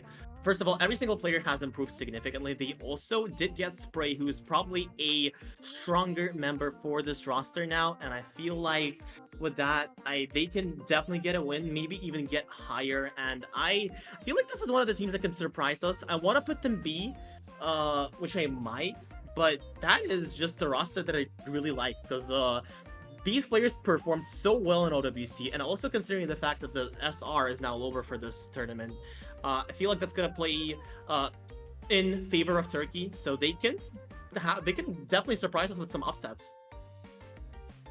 Yeah, I'm very happy to see them here, especially with Spray. Spray is such a massive get for this team, I think. It really rounded out some of their lesser skill sets. So I have them winning a match, actually. Turkey looks really solid this year. I want Turkey to prove me wrong this year. I'm going to put them in D seed just because I already have too many teams in B and C seed. But on the overall, I 100% see a world where we do shift some teams around and Turkey does win a match. I think that they are a strong team, and I do think that, you know, a 1 match difference is really all it takes. That could be bracket, that could be having a good day, and they certainly have the players to have a good day. So Turkey overall will be taking our last C seed spot right now. Any final thoughts on Turkey? We didn't really mention Shinkiro also returning, being a very, very solid player for them. Shinkiro's just always good. Shinkiro's never bad, ever. Yeah. they're just permanently good at the game. But that's going to be Turkey. Next up on our list, 4 teams left to go, is Ukraine, with pretty sizable roster switch here, as well as the loss of our beloved Roman this year. What do we think happens to Ukraine with some of these switches? Some of these switches are interesting, and their national tournament is actually going on right now. I'm playing the Pickens for it, actually. That's how I've been following it. But I've seen some interesting performances in some of the newer comers. Notably, SISQ has had a pretty solid performance in this tournament, almost taking a win against Guzniki. So that is notable. But as you did mention, losing one Max, and especially Roman, or Net Why Not, as he used to be known, is very, very, very tough. So I have them in C tier, as I do think there is enough remaining in this team, especially with that duo of Shadow Freak, Ryan Rothling. Very, very strong players. So I don't see them going 0-2, definitely not, but around that same range between like top 24, top 16, in my opinion. Yeah. Honestly, also losing Bowler as well, that player has a lot of potential. I feel like these hits to the Ukrainian roster are massive, and I want to believe in them, but I'll probably put them somewhere around D tier, as I feel like some of these losses are hurting a lot, but they will qualify nonetheless, obviously, with Yeah, dude. With, No Ballner, no win. Oh, no Bowler, no win. Oh, it's a tough year to be a Ukraine fan. There's so many players to root for on here too. I mean, Magnata again and Kirby Twister, two of their strongest players, if not strongest of all time. There, Magnata's been around for so long in 4-digit World Cup here. He always performs, but even some of the other addition or removals that we haven't talked about yet, Cug, Diamond, Max. I mean, this is tragic for Ukraine this year, but they're still all gonna be good. They're always good. Ukraine finds a way. Ukraine Yeah, they early need- stage is permanently terrifying. Yes. Yeah. Jerry Torrey needs to come back. He needs Jerry, to be ranked come from back, like top come 200. back! Come back Return! from top 200 or wherever the hell he is at. Somewhere up there now. That looks like a D seed average for Ukraine right now, which does fill out our last D seed spot, which means that we have one more team for SS, and then the rest not qualifying. But let's go through these final three teams first now, as we get some good names to close it out. Three big ones at the end here. First up of this list is going to be the UK. They are switching out this year Cheeto, NeoPixel, Skiatso, and Polski for Hazuki, Dr. Skill Issue, Mistrality, and Faint. What do we think about the changes in the UK this year, especially after 2019, which they have not been able to replicate? Yeah, that is not looking like a really great roster change for them. Hazuki coming in is pretty big for them, but losing Skiatso especially is really huge. So definitely think there's enough of the remaining in this team to qualify. Not necessarily seeing them going much further than that though this year. Yeah. Dude, I've been friends with UK players for basically my whole time playing this game, and for the first time ever, I feel like I just don't know much about any of these players except for Fluffy. Oh my god, I'm So glad it's I'm like- not the only one. Yeah, it's like I was gonna Yeah. say, like, Yeah. it's Velcro- over for my ball knowledge for UK Osu, man. But yeah, like Velcro Shoes is massive though. Still very good. yeah, Yep. that's good addition for them, but ultimately I don't really know where the hell I can put them. I don't know if I see them winning a match. I don't know if this is a hot take. I don't see them qualifying.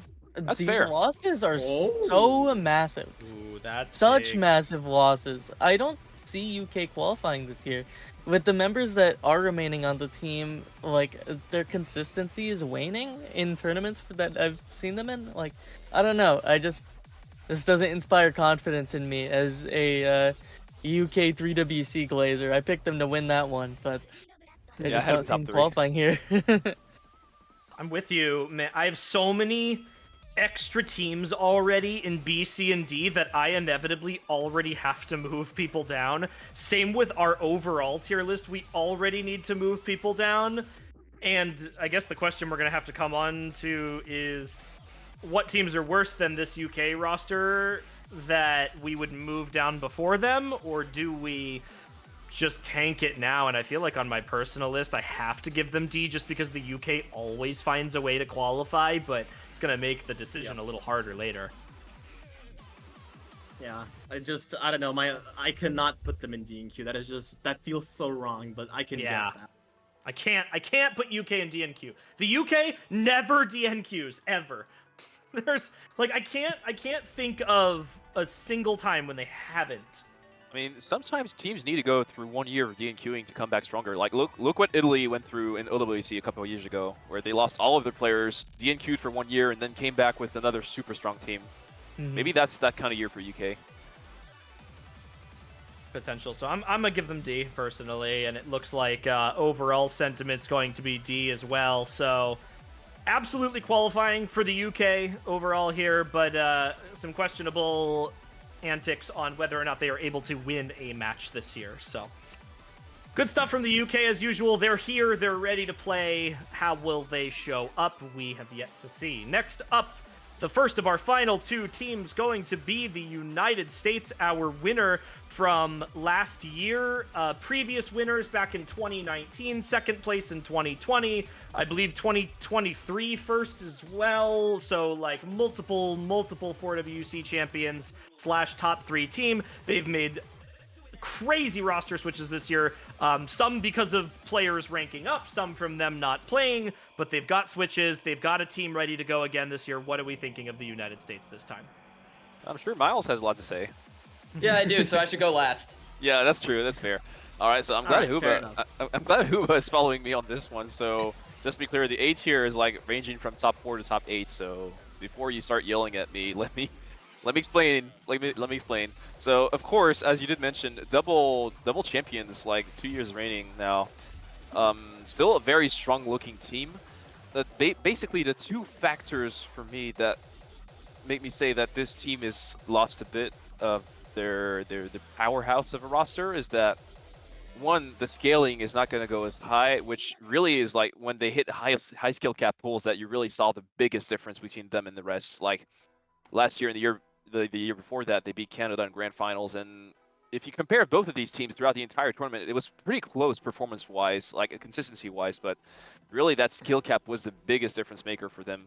And not only does that not really come as big of a factor anymore, but they also do lose some of their strongest players from last year, most notably Pez, who was arguably the strongest player on the roster.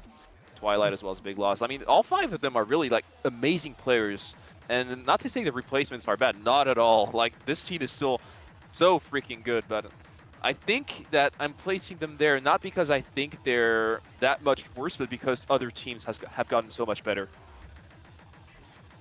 Yeah, for me, just to follow up, since we have similar placements, I like this team a decent bit, but when I look at these players, I think like last year I looked at this roster and I think like that is a winning team no matter what. They just like no slouches. They weren't close in any of their matches really. Like it just was a blowout. But this team, I'm like, it's waning. Like these are solid 4-digit players, but they aren't like peak players. Like last roster was a peak roster no matter like in an international tournament. In an open rank, that'd be a peak roster. This year, it's like this is a solid 4-digit roster, but everyone else has bumped up, and these guys have kind of slightly downgraded. Oh, that's a hot take. Oh, God. That is a hot take, Downgraded. dude. Ooh, I don't That's think you like are hot off aware. the I don't presses think of you a are fucking hippo aware. badge. Oh, That is- God. I mean, yeah, I'm not You going don't as know far the as calling. tech. Yeah, I'm not as far as going to call it a downgrade, but yeah, I'm more reliant on the other teams being stronger this year. Okay. I guess I could go next. I put them in winning this tournament, and obviously, first of all, you have such crazy players as RNG, you have Batball, you have Toki, you have some good additions as well. Obviously, losing Fast is gonna hurt, and also not getting Ethan Tricks either is gonna hurt as well. He was that close into getting in, but just as Crystal, the rework kind of killed him.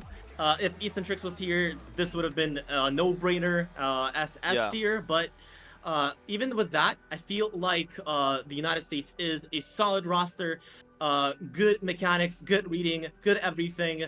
I can see the world where Canada, Sweden, or Germany could be higher, but I feel like United States are looking good this year. Miles, do you want to go first, or do you want me to go first? Because I also have some serious things to say about this roster. I can go if Want you'd me to like. go? Okay. Okay. I can go. I don't care. Okay. We could bounce off each other. Okay, yep, sure thing. But I've got a rant. I've got a spiel to go through. So All right. first off, I probably don't need to say anything about the 3 returning players. You have Toki, arguably one of the best speed players in the tournament. RNG, arguably one of the best aim players in the tournament. Batball, arguably one of the best gimmick players in the tournament.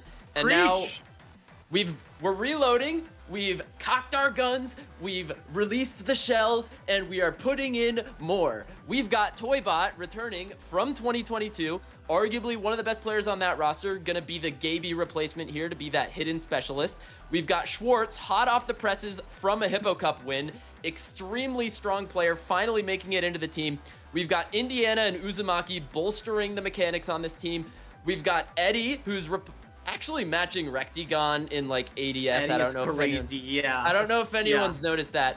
So USA, yes, we're losing Pez. Yes, we're losing some very strong players, but they are still so unbelievably fucking strong, and that is why they're not qualifying.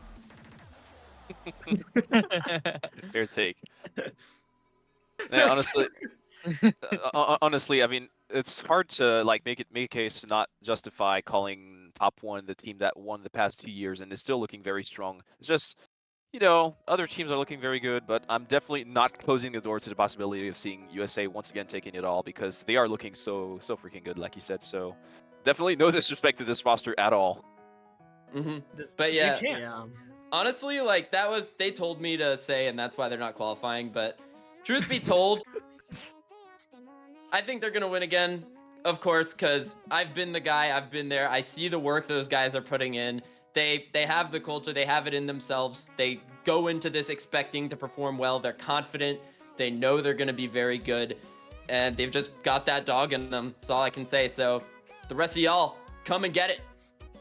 They got it, yeah. I'm with Miles. I'm putting USA in SS because I'm a true American, and they are going to win this tournament every single time. I guess I'm an honorary American then. No! Yes, let's sir, go. welcome. White, you are in Welcome to the the club. Ethan I said I might get deported. Listen, I could never have participated in this tournament for the United States and then not give them #1 every year because I know what this team does every single year to win this tournament. They grind, they put in the hours, they put in the practice, and they go through and they slog it the entire tournament, and then they end up coming out on top, not because they're just have the best players in the tournament on the team, but because they have the most dedicated. Most of these players that people are sleeping on for additions to this team are the best players in their respective states. You watch United States Cup a month and a half from now, you're going to see probably all 5 of these people at the top performing player for their respective states. Maybe with the sole exception of like poor Uzumaki because they have to deal with Rectigon being in their state. Like, what do you do? Like, at that point, what do you do? But other than that, like, I just don't understand how you could get a better roster than this.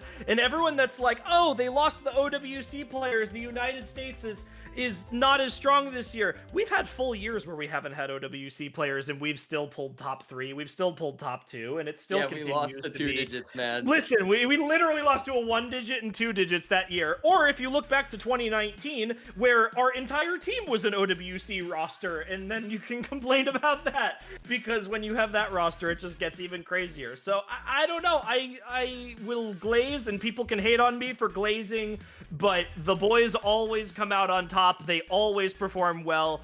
I love to see Toki on this roster every year because Toki was the most demonic player in existence when I played. They are still the most demonic player in existence, and they have a team backing them up, working alongside them that will supplement in every way and will be better at every skill set in every way, and you should all be terrified.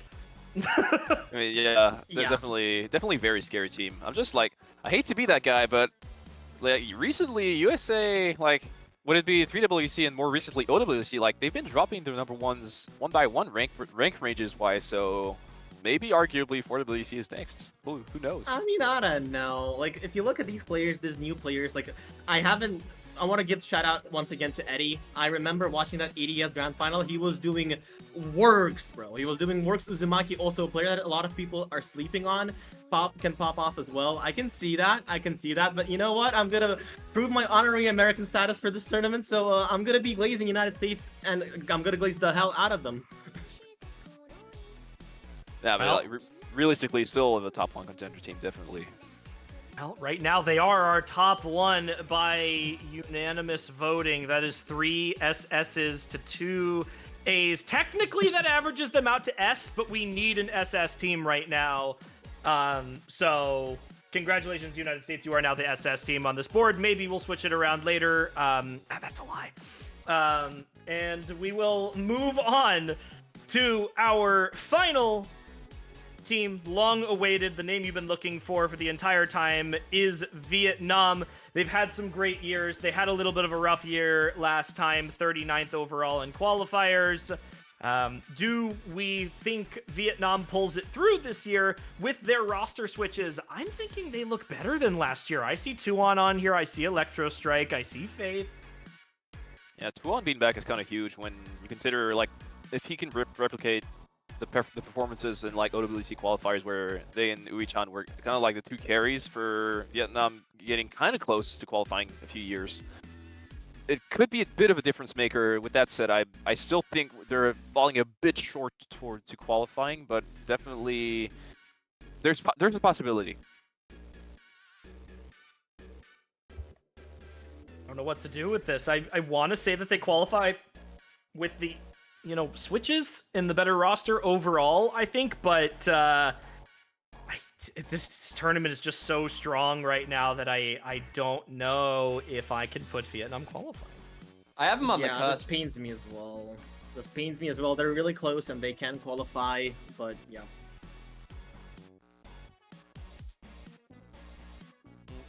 Yeah, 2 on. Back. I love to see Tuon back. I love to see Tuon back. That's always a good day. I mean, Rilshin and back is always cool as well. Oh, true. Very true. He'll maintain the only player staying the same from last year. Yeah.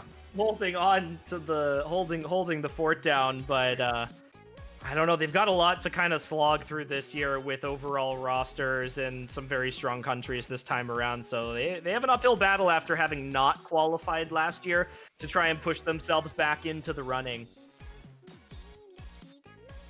But it looks like that's 3 of us right now that has Vietnam down in DNQ. Hubba, Miles, are we in agreement? Are we pushing DNQ? No Vietnam. All right. Well, Vietnam. That's everyone. We made it. We're at the end of the stream for our individual tier list. Now, here's what I think we're going to do. Here's what I'm going to do. I'm going to leave my personal tier list the same. I don't care if my tier list doesn't have the perfect number of teams in it for each category, because I think every team here is there because they have a chance to be there and they deserve to be there, and there is always going to be a world where it's possible, but maybe we make the combined tier list the one that sort of fits the narrative here. So, with that being said, we need to move a team down from S, we need a team into A, we need 1 out of B and 1 out of D, and we need 3 more in DNQ. So some switches need to be moved around here. Do we want to go bottom, top down? I guess we go bottom, top. We want to shift bottom down. Okay, so we need 3 more teams in DNQ. What are our picks? I'm definitely looking at D seed, of course, here. I don't think anyone from C moves all the way down. Yeah. Oh, yeah, definitely. I'm making Austria DQ on mine personally. Yeah, I only had 1 switch to make on mine. I mean, I don't know who from D I would, because we need 3 teams to go down here. For me, it's Italy. Oh, is it 2? And, is it 2 more? It's 20. Oh, it's 26. 2 more. Thank you, Shadoos, for moving down. 2 more down. I mean, so this is. I hate to be that guy, but like, isn't in our current combined D tier, isn't Panama the only one with not 8 players? They are, but I also feel like they're stronger than like in Argentina. That's fair. Oh. I mean, I personally have Argentina DNQ, so I can see where you're coming from. I would first move down Argentina personally, I think, especially over Panama. And it looks like a lot of, I mean, of everyone in here right now, me, Hubba, Leiden are the only ones that have them in D, which is why we're up. Now, I would move them down, which would give majority to DNQ. Okay, Yeah, yeah, I can that get feels fair. that. You can, Yeah, we can probably move them and beat them in F tier. Okay, I did see quite a few of you put Italy all the way back in DNQ. I'm keeping them in my top 32 personally. I think that they still have enough bigger name players compared to other teams in that D tier. It's really hard to call. All of these teams are looking pretty good. Actually, are we good with D tier right now, or do we have no, to we need somebody down in DNQ. It can be from any tier. I'm just looking at D because I don't Okay. feel like we would move a C down to F. Yeah, pretty definitely. much.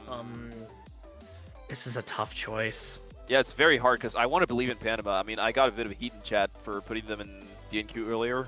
I need a refresher. What does Malaysia look like as a team again? Oh yeah, they're still Yeah, good Zeph enough. and a hot yeah, dog, They're, yeah. they're Yeah. still They're good good, enough. yeah. Yeah. I'm good qualling. You I could just make had a case. refresher. I needed a refresher. I moved Yeah. Italy down into DNQ personally.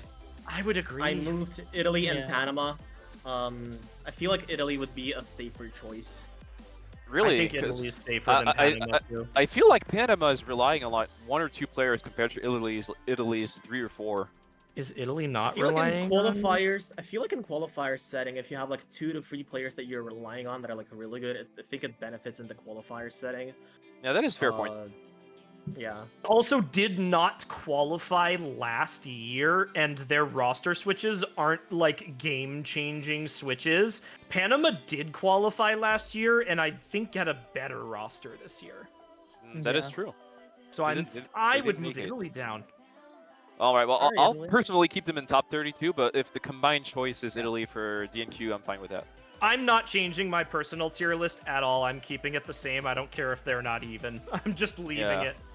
Yep. All right. Okay, that's DNQ gone. Now we need a team down in D seed. We need a team down from B seed. We can move anywhere we want.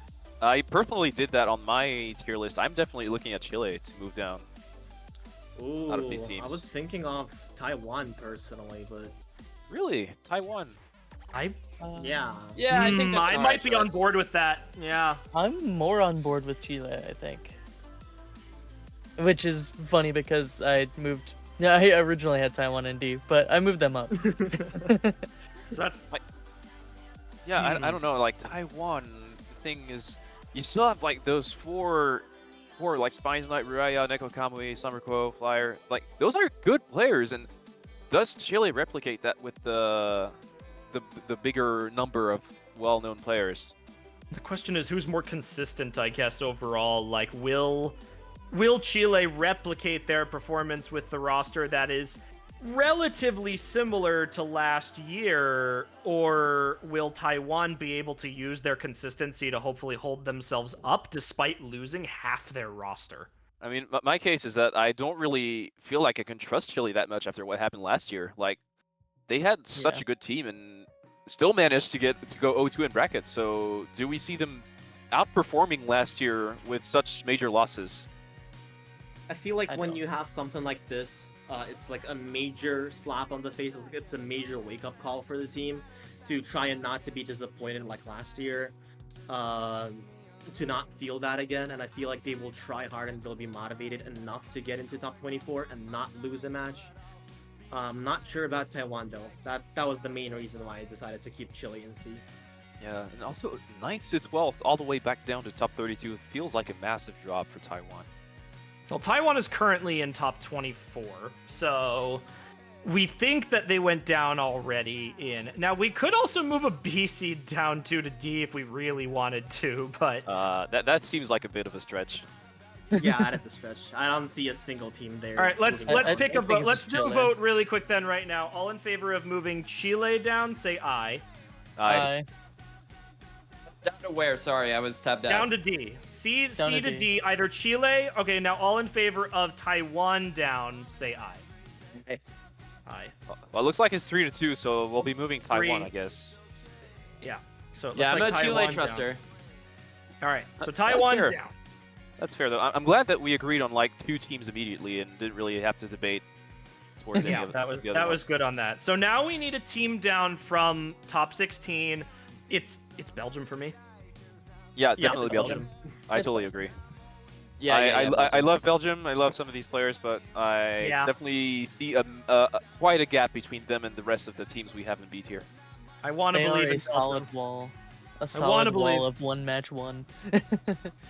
So it looks like it's going to be Belgium. We will now have our B seed set. We do need another A seed now. We need to move one team Down either from up S? or down or anything we want to do here. I think we need one down from S because Yeah, S is we the only need top one team. down from down. S, We yeah. could move an A up. We could move an S down. We could move an SS to S. We could move an S to SS. Plenty we could do here. But if at we're look- minimum, we need 2 S's. If we're Based off of the looking- personals, it's moving SK down, which hurts me, but Um, everyone else has SKA.